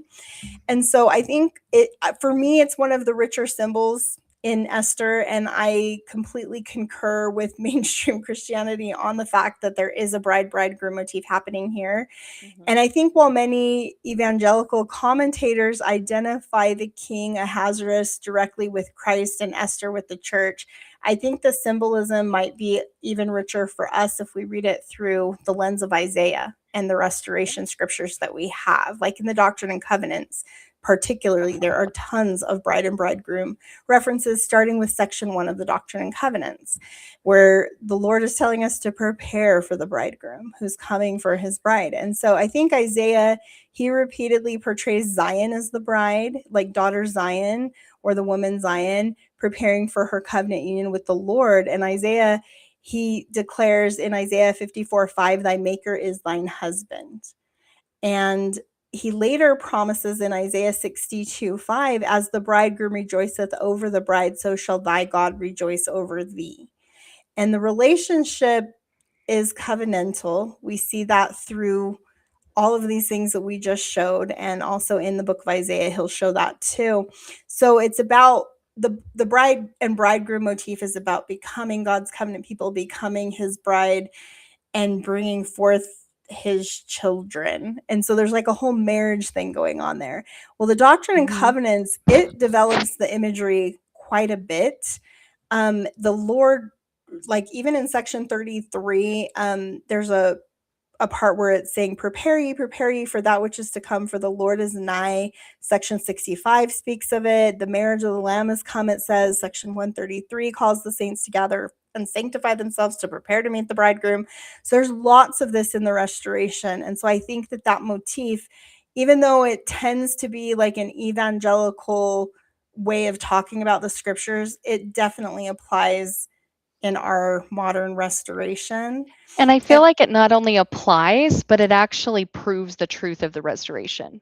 Because you have, like, if you look at the deeper symbols and not just the overview of the symbols, I feel like the evangelicals, they get it right, and even Catholics, well, they'll use this same thing. They'll get it right up to this point, and they'll have a sense of where, yes, you can see that because you've got Moses, the first bride, and then you've got Christ's era, the second bride. But then we have this extra, like awesome symbolism that it happens again. There's two banquets. There's two. So we have the same thing with Christ and the early church, and then the Latter-day Church. So we have that bride motif that happens again. It's really cool seeing it. Yeah, and I think one of the things that I made some notes about on this whole bridegroom thing is just how Esther, it really illustrates the pattern here, the covenant pattern that's associated with this bride and bridegroom motif. So she begins as an orphan, and we talked about that as being an interesting idea because she's without status, power, or inheritance, right? And that's the thing that has to do with the Abrahamic covenant, is that you're getting back the inheritance and the authority and all of those things, but through covenant with Christ. And we have those same covenants and ordinances being administered through authorized servants who have that authority. So think about that signet ring and all of those symbols that we just talked about of the royal symbolism. Like here we have the scepter of grace being mentioned again as part of the bridegroom motif and what the king represents there. And we also have a guide, Mordecai, and look at how he counsels Esther. And he's the one who helps her see her divine purpose and position. And he kind of represents those who are called to intercede and he's like a father figure to her. He's the Right. adopted father. Okay. And the Which church, is I see it also as a foster important father when and nursing thinking mother. right. And that's another thing that we get that extra layer of in the Church of Jesus Christ of Latter-day Saints. We understand that adoptive father motif even stronger, I feel Right. like. We do. And Well, Isaiah 49:22-23 really hits that one home with the foster fathers and nursing mothers, the kings and Yeah. queens of the Gentiles who nurse and mother and father the house of Israel, the children of Israel. well, I was going to say there, and I don't know if this is just something that I'm connecting with, or if you guys are seeing this as well. But what came to mind is I see a connection with Esther to the prodigal son. The Esther is a type of a prodigal daughter, but she didn't go off into a far country and dispose of all her inheritance. But in a sense, she is a prodigal daughter because she has It's no Eve. inheritance. Yeah. It's Huh? Eve in a way. It's like Eve in a way. Yeah. You There's see it I more mean, connecting with yeah. Eve. I think like the way I would say it, if you're connecting it to the prodigal, would be because she doesn't sin. She remains faithful No, to the no. Lord. However, one thing that you could note in this, and other scholars have pointed this out, and this may be another reason why this is not in the Dead Sea Scrolls, this story, but it's because you're talking about a Hebrew bride who doesn't appear to be practicing the law of Moses. There's no indication in here that she is practicing her religion like outwardly. She clearly is inwardly. But outwardly it doesn't appear that she is. And then the other thing, and I read this in that paper where it was talking about the Qumran scrolls and why it's not there. But one of the other theories was that it's because it's showing a Hebrew bride marrying a foreign king. And this is kind of like taboo in that Qumran community.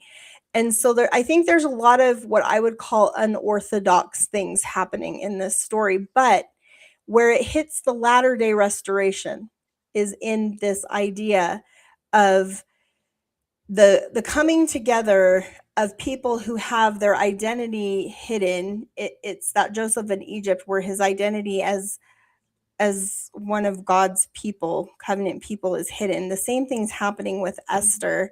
And where I see the restoration connection is in the fact that she's joining with a Gentile kingdom. And through that, the deliverance comes to the people who've covenanted with Jehovah, and then more people join in that covenant as a result of what happens. Right. And I do think that when you look at the Doctrine and Covenants, there's a lot of that going on in the Doctrine and Covenants, like right here with this story of Esther. So before entering the king's presence, she undergoes that year of preparation that Rachel is talking about, and it's a purification ritual is what she's going through. And so if you view it literally as part of the Persian court custom or symbolically, the emphasis is the same. There's this entrance into the royal presence that requires preparation. And this is the preparation that the bride is undergoing. And if you look at the progress that happens in Doctrine and Covenants, like remember last year when we were studying the Come Follow Me on Doctrine and Covenants in church history, there is so much of this, these themes of Right. like preparation and this bride being prepared and adorned, right? Because When that's you what look it at leads to. the Jewish customs, especially when it comes to the first century, the betrothal covenant or contract, depending on how you want to look at it, the betrothal covenant is made with the father. There is a decree that is written and is sealed, and they drink new wine to celebrate that. Then the bride to be prepares herself for the coming of the bridegroom, because the bridegroom is going to prepare a place to bring his bride into. And this mirrors the plan of salvation. Christ, through the Father, decreed the atonement, the salvation, and then he tells his disciples, I go and prepare a place for you. And so we are in a spiritual preparation for the coming bridegroom, who's Jesus Christ. So we are to prepare our hearts, our minds. We are to walk in humility. We are to walk in faith. We are to walk in covenantal relationship with who God is, who Christ is, and walk in covenantal fidelity with one another, because ultimately Christ is going to return to take his bride back home into the kingdom. And so we see this idea. What I see here is that when she finally comes into the king's court and the golden scepter is pointed right at her, that's basically a type and shadow, I think, for the celestial kingdom. So Can I I did a whole video series on this bridegroom motif, and I have a slide actually in a different slideshow from that, where I listed out all of the parts of the process that was recorded anciently. And this is what one scholar put together based on both ancient Jewish and ancient Christian practices. So it goes back to Old Testament times and New Testament times and post New Testament times, and they try to put it all together. And they trace kind of like the progress of the preparation of the bride and what this whole wedding um, symbolism means. And it's actually very unclear. Like, it's pretty spotty, but a lot of the customs and traditions that we have, including things like, I don't know, like in the Irish tradition, how they do the hand clasp and the wrapping of the ties, that goes back to like some older Hebrew traditions. And so there's all of these different traditions that they log. And there was this really wonderful book. It's called it's the one by Donna B. Nielsen. That if you guys want to understand this motif, you got to read that book, because she did so much research on it. And it's called Beloved Bridegroom. And I think nobody's researched it more than her, from what I can tell, especially it from a is a good Latter-day book. Saint perspective. I've read it, and there's some really cool things in there. Yeah.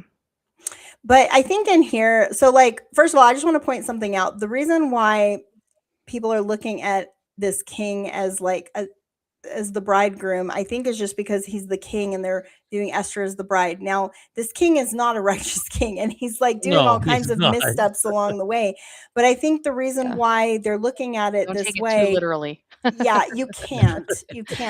But the reason why is because what we're seeing in this story is a temporal salvation that comes Mhm. through this Right. this joining with a king who has delegated authority, and he's acting in his capacity. And so there are some parallels we can draw to Christ. Now, Esther also is, I think she's the type of Christ actually in this. I know that Christians tend to look at her as the bride, but I actually think that the way we tend to view her, like when we teach these lessons in the LDS church, is we are looking at her as a type of Christ. And so, like Don Perry, Right. he has written a ton of books, and one of them he did was Finding Christ in the Old Testament. And for Esther, he links her as part of the type of Christ. So it's really beautiful. You can look that up. I think they even have that on Scripture Central, where you can just download that whole book that he wrote. And I refer Right. to a lot this year as I'm teaching. And so that's another thing that you can do is it's not really that the king is good, but he kind of fits a pattern. And so I think the way that you would need to look at this through that kind of evangelical lens is that Esther represents the bride in a certain way, where she's receiving counsel from Mordecai. He's kind of representing like a father role. You could think of it as like the Holy Spirit or the prophet too. There's a lot of ways you could look at him. But my method is to like put myself in each person's shoes and then try to Right. think about what that means for me. Like, for example, the Lord has given me a stewardship of my own, and I can try to relate to both the king and to Esther, to Mordecai, definitely to Haman, because I've had my moments. But it's like we all have like a way in which we can relate to each character, and I think it's True. good to try to put yourself in all of the characters' shoes just to see what Right. you can learn Can I from it. point out one more thing about this Latter-day Bride thing, unless you had something more you wanted to say? It's okay. So one thing that I thought was interesting is that Mordecai is of the tribe of Benjamin. And do you remember how I told you a couple of weeks ago, we talked Same about as King how Saul. all of the names of the 12 tribes of Israel have a specific meaning? Yeah. And Joseph, his name means he will add. So literally in scripture, it's talking about how he's telling us that there will be some addition to what has already been given. And then also Benjamin is the one right after that. Benjamin means son of the right hand. And so if Mordecai is of that family line, it's a very interesting symbol. But then you also think, well, we just studied about a king who was also of the line of Benjamin. The first king of Israel was Saul. And so you've got this parallel here of two people that came from Saul, one that became a king from rags to riches, and then another one who became not a king, but second hand to the king, because that's another thing it mentions in Esther. Just like Joseph of Egypt, he becomes the second hand to the king. At the last few scriptures, it talks about that. And so we see this rags to riches from the king, from the tribes of Benjamin, but we've got what happened on the one hand and what happened on the other, with the righteousness and the glory added, whereas Saul fell. So there's just some really cool parallels with the tribe of Benjamin there too. Yeah, that is really interesting. I like that. And, And I and do that think, Benjamin's the last son too. And so if we think of those dispensational patterns, 12 dispensational patterns, the 6 here and the 6 here, we've also got that duality of the year, like thinking yeah, of it that's a with good the one. Esther thing. So there's it connects so many different ways. But Benjamin is the last son. He's the last one. So this is clearly pointing at this is what's going to happen in the last times. And if you are paying attention and have ears to hear and eyes to see, you will see the patterns and you will know this is what to expect. Yeah. That's really cool. I like that, Rachel. Yeah, I think that you can definitely do a deep dive on all of these names, and it does mention him being part of the tribe of Benjamin. I think that there is definitely a path you could go on down there, but ultimately it would probably go back to that original son of Israel, Benjamin. And remember, he was also this was from the Joseph in Egypt thing, but we did a whole thing about Joseph's name and being added upon, then his sons, Ephraim and Manasseh, what their names mean. We went through all 12 of the sons of Israel. Rachel had put together some infographics. So if you guys want more on that, go find the one that we did on Genesis. It was chapters 37 through 50, where we did the Joseph in Egypt story. And there was a little bit of an hourglass, kind of like a chiastic structure happening there. It wasn't a true technical chiasm, but it was more of an hourglass with the center point being Joseph revealing his hidden identity. And so there's kind of a parallel there with Esther. Okay, so kind of our final thoughts here. I wanted to link this to the idea of divine orbits because one of the I can't remember if it was in the scripture study helps or if it was in the lesson itself, but it linked to this old talk by Neil A. Maxwell. I happen to really love Neil A. Maxwell. He's just one of my favorite speakers because he's so poetic, and he has this really great quote from it was one of the talks called I think it was the Endure. I can't remember the name of it, but I don't even think I put it in this note here, but I have it in my notes. But he said, brothers and sisters, by divine appointment, these are our days. Recall the new star that announced the birth at Bethlehem. It was in its precise orbit long before it so shone. We are likewise placed in human orbits to illuminate. God is in the details. And I love this quote because I felt like it encapsulated the story of Esther, where the name Esther being associated traditionally with the Persian definition that links it to the star. And so traditionally we look at Esther as meaning star. And this idea of a divine orbit that I think is really beautiful is a star actually eventually burns out and goes away, but we don't. We're eternal. And I love that.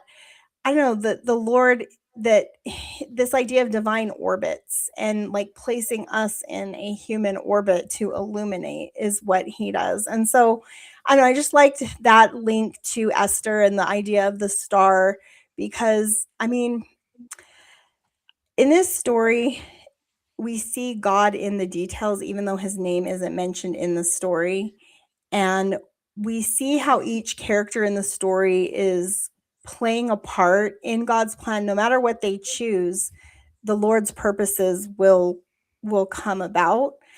And I just think that if we can find the ways in which we are placed in a human orbit and try to recognize God's hand in our life, that it may help us be able to find that communion with the Lord that Esther found through the fast, through this like focusing her energy on the Lord for guidance and direction in her life. Like, for example, we've all been given a patriarchal blessing, right? Like, we have that opportunity to receive a patriarchal blessing in the church. And think about all of the things that it can tell you about who you were premortally, the gifts that maybe God's given you, the path that he's placed you in, and the effects that you can have, and just all the different things that patriarchal blessings give you, as well as lineage and a connection to the house of Israel, and something for you to study and identify with in God's plan. And so I think one of the reasons that Esther is one of my favorite books, which is why I spent so much time on this one, is because it reminds me that I shouldn't underestimate my role in God's plan. Like, it doesn't feel like it matters very much, but from what I learned in the story of Esther is that it does matter. God is in the details. And so, a couple of food for thought questions, maybe for discussion, and I have 3. So let's put these all together. But has there ever been a season when you felt hidden or forgotten, only to realize later that God was quietly preparing you for something you couldn't see? And if Elder Maxwell's right, that each of us has been placed in human orbits to illuminate, what orbit has God placed you in right now? Your family, your calling, your workplace, your neighborhood? And what hidden work might God be doing in your life right now that you won't fully understand until much later? Remember that turning point and the center focus of that structure. For So, me, I guess I think about the house fire that we had 2 years ago. Our house caught on fire, and uh, we were left. Like, it was the first time in my life I'd been left with like nothing except the clothes on my back, and it was a really eye-opening moment where I literally did feel like I had been forgotten and just tossed aside, or like you're not important, or even like that feeling of God's judgment is on you, and you're like, well, yeah, I'm not perfect, but I really didn't mean to be so imperfect. Like, all the thoughts that come to you. And I had an experience just a couple weeks ago where it was able to kind of come full circle, where a woman who had had her apartment burn, who probably felt pretty forgotten in that moment, and I know she did because she expressed it to me.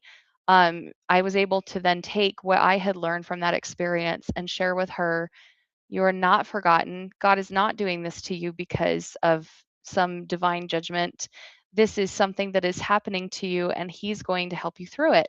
And it was just like these things just kind of like really, it was beautiful to be able to see, like, oh, yeah, I remember, like, looking back, how hard that lesson was for me to go through, and how difficult it was for me to trust that it wasn't my fault, or whatever. And just, I don't know, like, truly, like, those details often do come full circle in our lives, and every trial that we experience can be used in the future to help somebody else. And so the more that when we're in a trial moment, we can breathe and try to bring that peace to the Lord. And like I said earlier, it's like I was in the temple, and I was just building, like, pouring my worry out, and with that came a lot of fear and scaredness and all of that. And so if we can just take a breath and remember that when we're going through those trials, if we can just bring our peace to the Lord, bring our faith to the Lord, and bring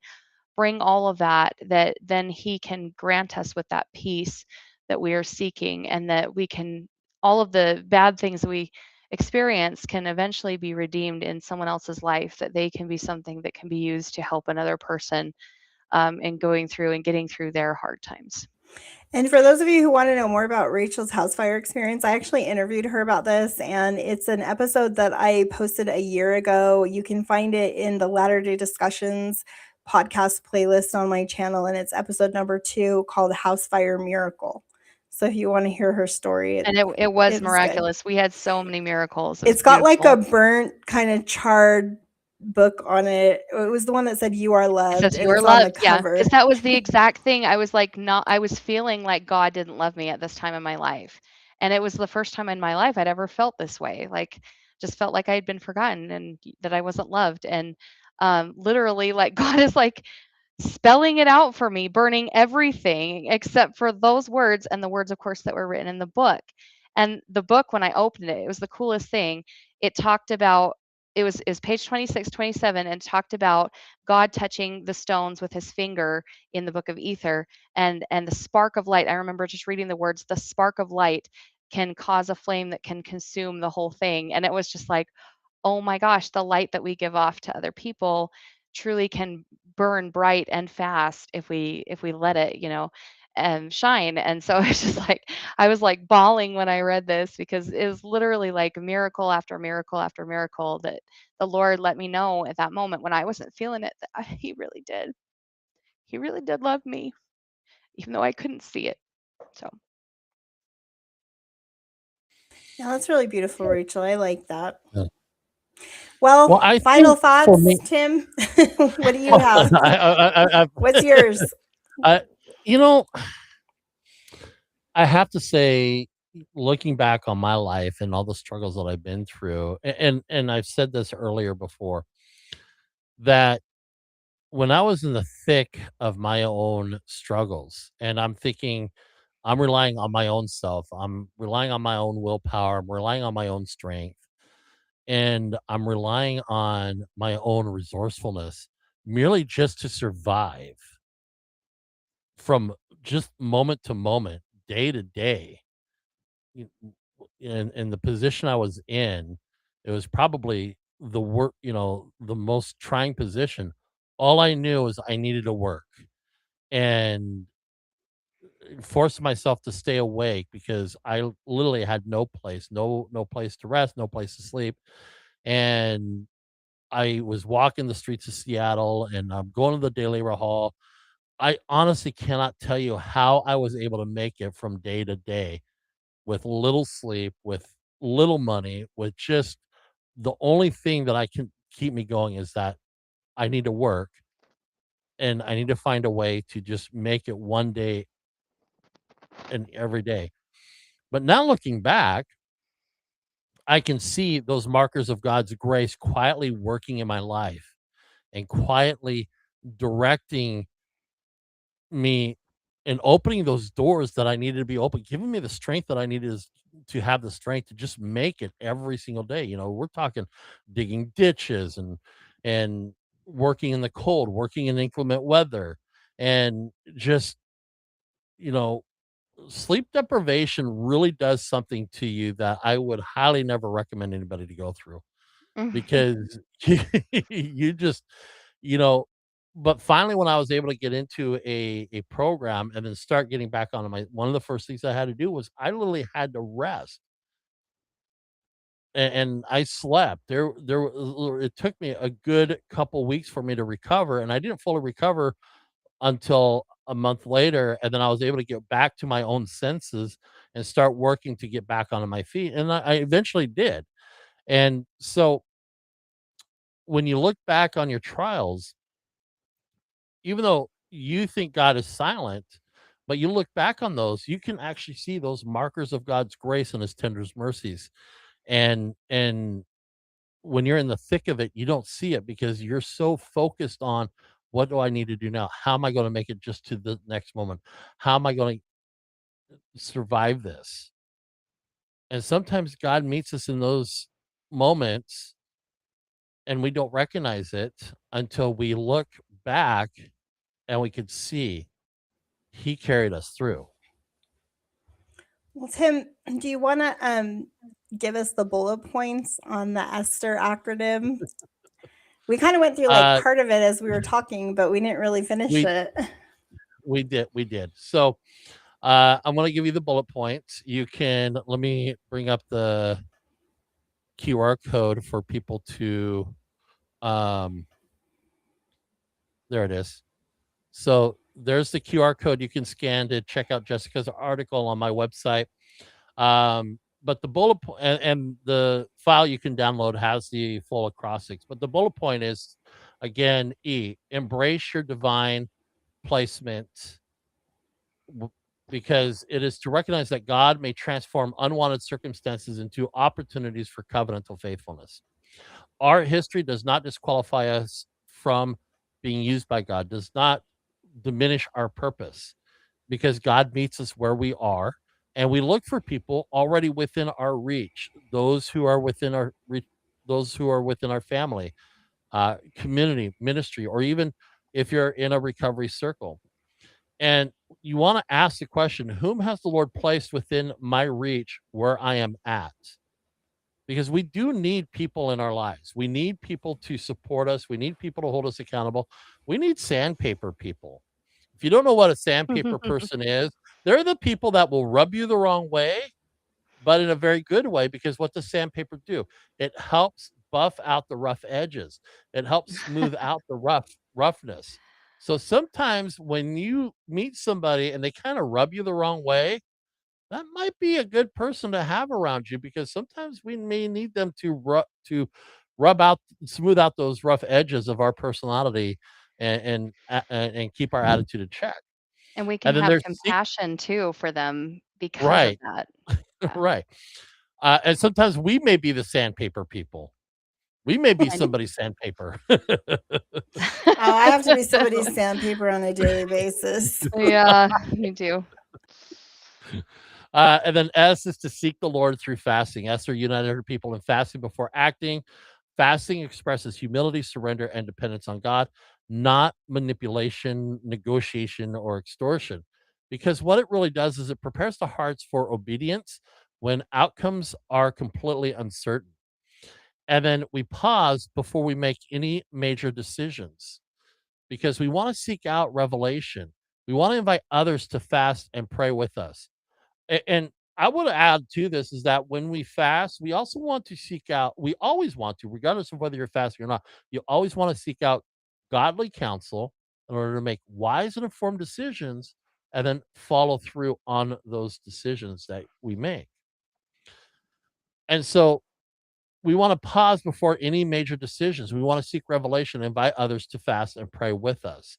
And this is where intercessory prayer and fasting can be very beneficial for us. And then we take courage. We take courageous action. So that's the T. Preparation needs to lead towards action. Esther entered the king's court despite fear. And courage means faithfulness matters more than our fears, our doubts. If I perish, I perish. It reflects surrender. It does not necessarily reflect despair. And so faith becomes very visible when we take the next right step and trust God with that result. It's where we walk faithfully. We walk in obedience. We obey without delay. And then H is to humble the heart before pride destroys it. So Haman's pride and resentment consumed every blessing. He was not able to see the blessings he received, because pride narrows vision until one offense overshadows any amount of grace, compassion, or empathy. Humility actually protects the heart from vengeance and spiritual destruction. In fact, humility is always referred to as one of the many Christian virtues. I have come to believe that humility is the foundation for all other Christian virtues. And so we examine what controls our emotions. Is it resentment? Is it pride? Or is it grace? Are we being reactive because are we allowing our emotions to manage or rule over us? Or are we responding because we are able to manage our emotions and respond accordingly? It's okay to be angry. It's okay to be upset. It's okay to be frustrated. How you respond out of that makes all the difference. And And scripture even speaks to that. this reminds me of like, like people talk about like toxic masculinity or toxic femininity. And really, I think what it comes down to when you think of those two things is what they're lacking is grace. And it's like if we can learn to respond to each other in grace, then it Mhm. builds relationships. And if we don't respond to each other with grace, then it builds pride. So Right. going off what you're saying there. Right.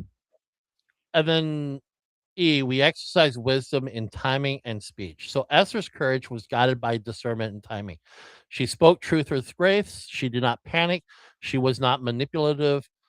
Wisdom considers audience, considers purpose, and considers the spirit.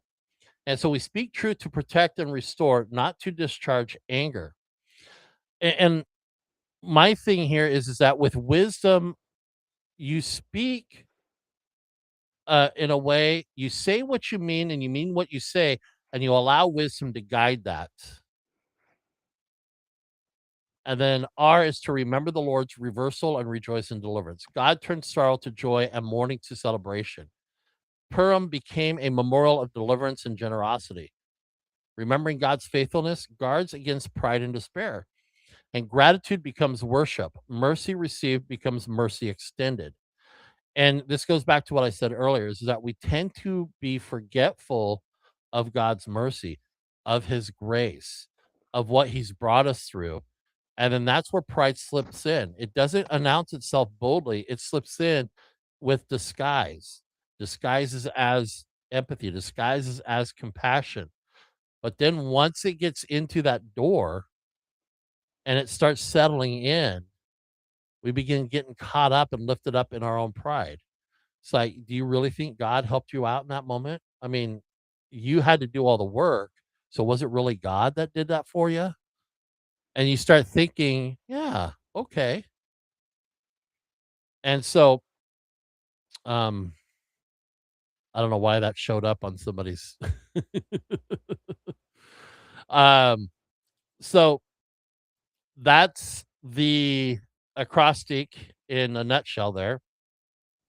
So, like I said, I like it. you can scan the QR code right over here, and that will take you to the article Jessica wrote and is published over on the website. And you can get the downloadable document with the acrostic for that. And so, this has Cool. been a good study. Yeah, hopefully So that much. whole chiasm was fun, and I'm going to do it when we get to Isaiah too, so get ready. Right. But I just want to put a few notes up really quick, like when you guys are going through, if you guys want, I'll try to get these into like a PDF for you to put on there too, Tim, so people can get the slides, because like here's the whole Right. chiastic structure, the way that we went through it tonight. And then there's also like an overview slide that we have. I think I have two. I have this one right here where it shows you kind of like the high level chiasmus, just kind of breaking that down into more of like a high level. And then here's the detailed. And then at the very end, I just kind of ended on it too, because we did this whole Isaiah comparison where you can see the 7-part structure in Isaiah compared to Esther and how similar these are in terms of the theme that's happening. And then because you have a rebellion and a compliance happening in the contrast between Haman and Mordecai and Esther, and like their example versus his. There's so much good stuff in this, and I feel like you could talk about all of these things for hours and hours. But when you guys are reading through these chapters, I just want you to pause and try to think about where you're at in that chiastic structure. Like, where are you Mhm. at as you're reading? And think about the theme that's happening there and try to make your interpretations through the lens of the actual structure and what the structure is teaching you about the focal point and the message that's being highlighted at the focal point. Because there's a great reversal happening here. And if you can identify all of these contrasts, it'll help you gather the main message. And ultimately, we're talking about divine orbits and where God places us. But I think one of the things that I really like about this story of Esther is it's to me, it's more than that. It's more than like, okay, where has God placed me?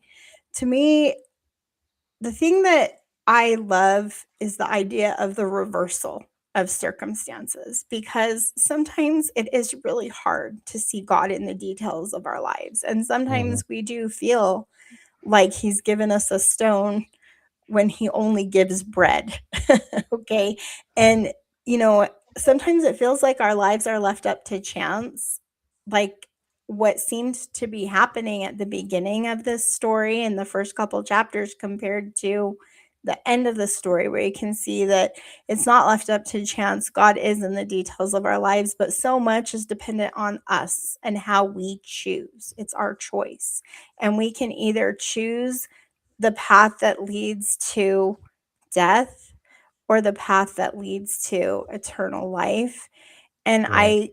I feel like so many little reversals might happen, from time to time, but ultimately to me life does feel like a Job experience. So we'll have to talk about that when we get to Job, but I just feel like Right. it feels hard, and you're really waiting for the reversal at the end, Well, right? I, Like I, the I Yeah. resurrection and the great yeah. reversal. Well, I think since we've started this study through the Old Testament, you and I, Jessica, have picked up on this pattern. Even I think more so when we got into studying Exodus, where we start seeing this descent and ascent. That we descend into mortality, we are ascending into uh, exaltation and immortality. Christ descended into mortality and he ascended into exaltation. Joseph descended and then ascended. And so we see this pattern. And what I like about what you did here is that you took that chiasmus and showed exactly how that pattern actually works, where we descend into our struggles, our crises, our moments of frustration, yet we then are being brought out. We are ascended back into a higher understanding um, in that relationship, and so we ascend into the reality and truthfulness of who God is, and we do that through the covenants. We do that through faith. We do that walking faithfully and being humble and recognizing those markers of grace. And so we start ascending out of our and that's how we overcome. When Well, you think about notice what's happening in this story of Esther though, because and this is what happened in the Joseph of Egypt story too. We're talking about people who are trying to keep covenant. They're trying to maintain a connection right, with the Lord. In this case, in the middle of exile. In Joseph's case, it was like in the prison and in all of the places where God allowed him to go, right? Because it was actually through the actions of his brothers that he ended up there. Esther ends up where she is, and it's kind of like through all of the circumstances of life, like the right, trials of life, but God uses these people where they are, and what makes them ascend is their commitment to God, even when it looks like they're about to be destroyed. Like even when right, Joseph goes into the pit into the prison, and Esther, even though her and Mordecai are seeing like this plot against them that could ultimately lead to their deaths, they put everything on the altar and they give it to God. And that's what right, causes that turning point. And right. so that's the pattern that, if you could find one takeaway, figure out in your own life, like, what path am I on? Am I on the Haman path, or am I on the Esther and Mordecai path? Am I on the Joseph of Egypt path, or like the Judah path? Like, remember Judah and Tamar's story? Like, there's all these Right, like points where it's like you don't want to go down the wrong road. You want to turn it around. Like Judah turned it around. um, Joseph, he was not on the wrong path. He was on the right path. Esther and Mordecai are on the right path. They're appealing to God for their deliverance in every situation. And that's what we want. We want to be those people that can invite the Lord to fight our battles and give us the guidance and the direction that we need to deal with the circumstances that all of our enemies, everyone who hates us and wants is plotting our demise. mhm. We want the Lord's guidance on how to deal with that. Well, so you mentioned that when we get to the book of Job, which is actually going to be next week. Yeah. Is it I really? have I have a paper. Oh It's actually not man. a paper. It was a lecture that I watched, and it's about temple theology in connection with Job. And what the scholar did was he divided up Job. I think it was into, I can't remember if it was 3 parts or 4 parts, but basically he views each like part of Job's existence, like it, because he essentially lives like a few different lives here, because his life changes so much through all of the catastrophe that's happening, and he starts looking at it as an ascent, but a on a cosmic scale. So he takes the cosmic lens, and what he does is he looks at Job as like a premortal, mortal, and postmortal ascent journey.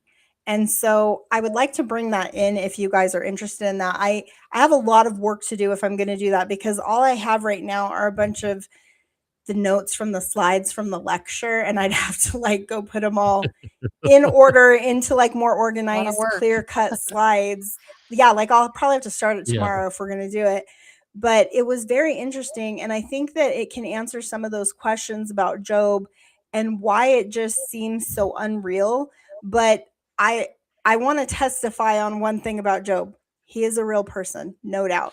Yeah, Like we're not going to get I into will the bring argument that of whether in. he is or is Yeah, I not will. real. No, I'll bring that in because I actually have like there's all kinds of scholarly debate. I don't think there's a question when it comes to the restored gospel as to whether or not I can understand why other people might think that, but I think with when you have the restored gospel and you have like the Doctrine and Covenants and the Book of Mormon, you can't look at him as not a real person. He's clearly a real person. Now, did all of those things happen exactly that way? Well, this is what this lens does, is it gives you a lens to kind of see how cosmically and figuratively you might read into Job to be able to understand like the greater plan of salvation. So I'll try to put that together Yeah. if I can. If I can't, I'll try to summarize it as best I can if I'm not able to develop the slides. So you guys can look forward to that. It won't be as good as the I Esther will one have though. lots of work for me because I'm finishing up the draft for spiritual resilience, getting the draft for spiritual realignment, first and second Peter devotionals that I'm working on, and then the study companion for the New Testament, which I hopefully am able to put together and get done and ready to go by December, because we just got notification that the New Testament Come Follow Me manual is out. And so I've been wanting to prepare something that we can bring into these discussions, and you guys can have something tangible to walk along with the Come Follow Me manual.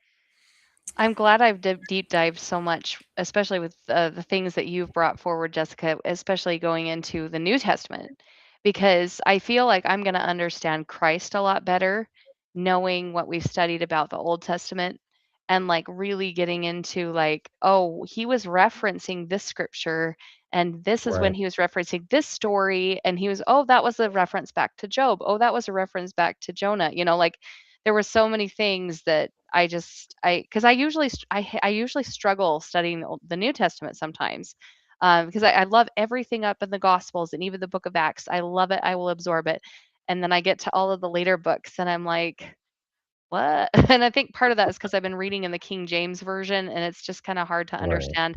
So I'm going to try the New Living Translation and compare it this year, and kind of see what I can gather that helps me understand some of it more. But yeah, Tim I'm has a excited. favorite. Do you want to share your favorite, Tim, for the New Testament? The NASB 2020, but I have the NASB 1995 edition. But I Oh also have yeah. the ESV and the NLT and the Complete I've been Jewish using the Study NLT because Bible. that's the one the church recommended for like the 8-year-olds to use. And so I'm reading it Right. alongside my daughter and we are loving it, having so much fun reading it. Well, I just want to kind of bear my testimony, like in closing, guys, because I think one of the things that I've been learning this year is just how much Jesus Christ is in the Old Testament. And even in this story of Esther, I think it's really cool how it doesn't actually mention God in the story, but you see him in the details. And I feel like, I don't know, to me, there's a lesson there. It's that you don't have to necessarily see the face of God and like physically see him to know that he's there and to experience him working in the details of your life.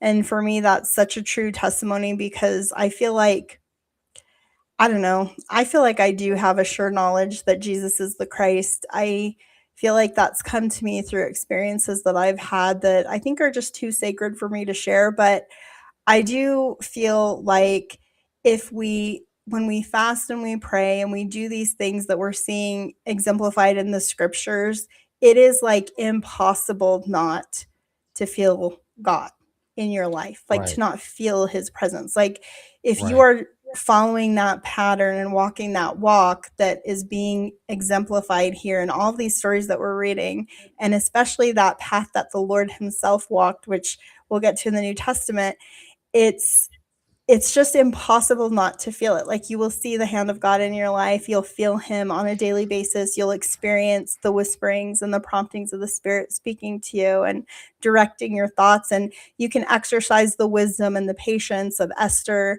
and Job and all of these characters who are, I believe, without a doubt, are just real people who've had real experiences, and their experiences have been turned into these literary masterpieces for us to be able to learn from. And so I'm just really grateful for the gospel. I'm grateful for the restoration because I feel like the scriptures make so much sense. Like there's no questions for me. I feel like we have so many answers, especially with the Book of Mormon and the Doctrine and Covenants as companions and other witnesses of Jesus Christ and the work that he's doing and the fact that he is the Jehovah of the Old Testament. And I think that having that witness for me is the guiding force in my life. It's like I feel like the Spirit has revealed that to me. I've had too many experiences where I feel like Joseph Smith, where he's like, look, I knew that I knew it. God knew that I knew it, and I couldn't deny it. And I feel that way. I feel like God knows that I Same. know. He knows, and I know, and I can't deny it. And I believe with all my heart and soul that God, he is in the details and he has a plan for all of us, for all of his children.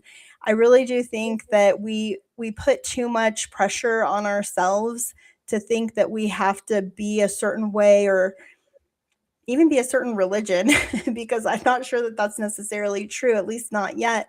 I think that eventually we will all come to know the Lord. Like there's nobody who will not at some point, I mean, it's like the scriptures say, every knee will bow, every tongue will confess that Jesus is the Christ. That day will come. And the book of Revelation builds up to that day. And Right. this story in Esther, I think, is giving you kind of like that same template. There is a turning point there. There's a great reversal that'll happen eventually. And just the way that the story of Esther concludes with Mordecai in this exalted station. I mean, those last few verses in chapter 10, it says, and the king Ahasuerus laid a tribute upon the land and upon the isles of the sea, and all the acts of his power and of his might, and the declaration of the greatness of Mordecai, whereunto the king advanced him.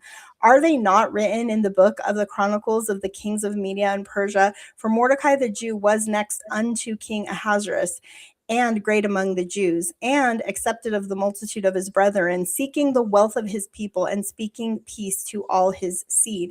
And I think that that example that you see with Mordecai and Esther is the work that if we've made a covenant with the Lord, this is what he expects, is that we are going to seek the wealth of his people and speaking peace to all his seed.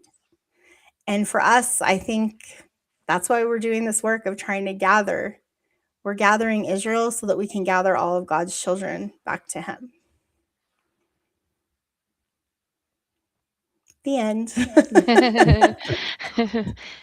So, with that, we have been going for almost 4 hours. I think this is the longest we've had on this small book, but it is good. I appreciate you being here, Rachel. I know it's late where you're at, Yeah, and I'm and so sorry for my lateness and everything to the conversation. I'm that so that glad is you It's been fine. busy. joined. Thank you. I start school tomorrow teaching. Yay! Oh, Not excited. that's But good.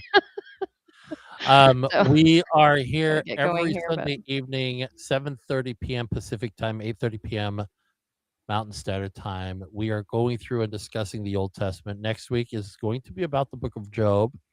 We're probably got a lot of information in a short amount of time to discuss it. And so appreciate you guys hanging out. Appreciate you guys checking out my channel, checking out Jessica's channel.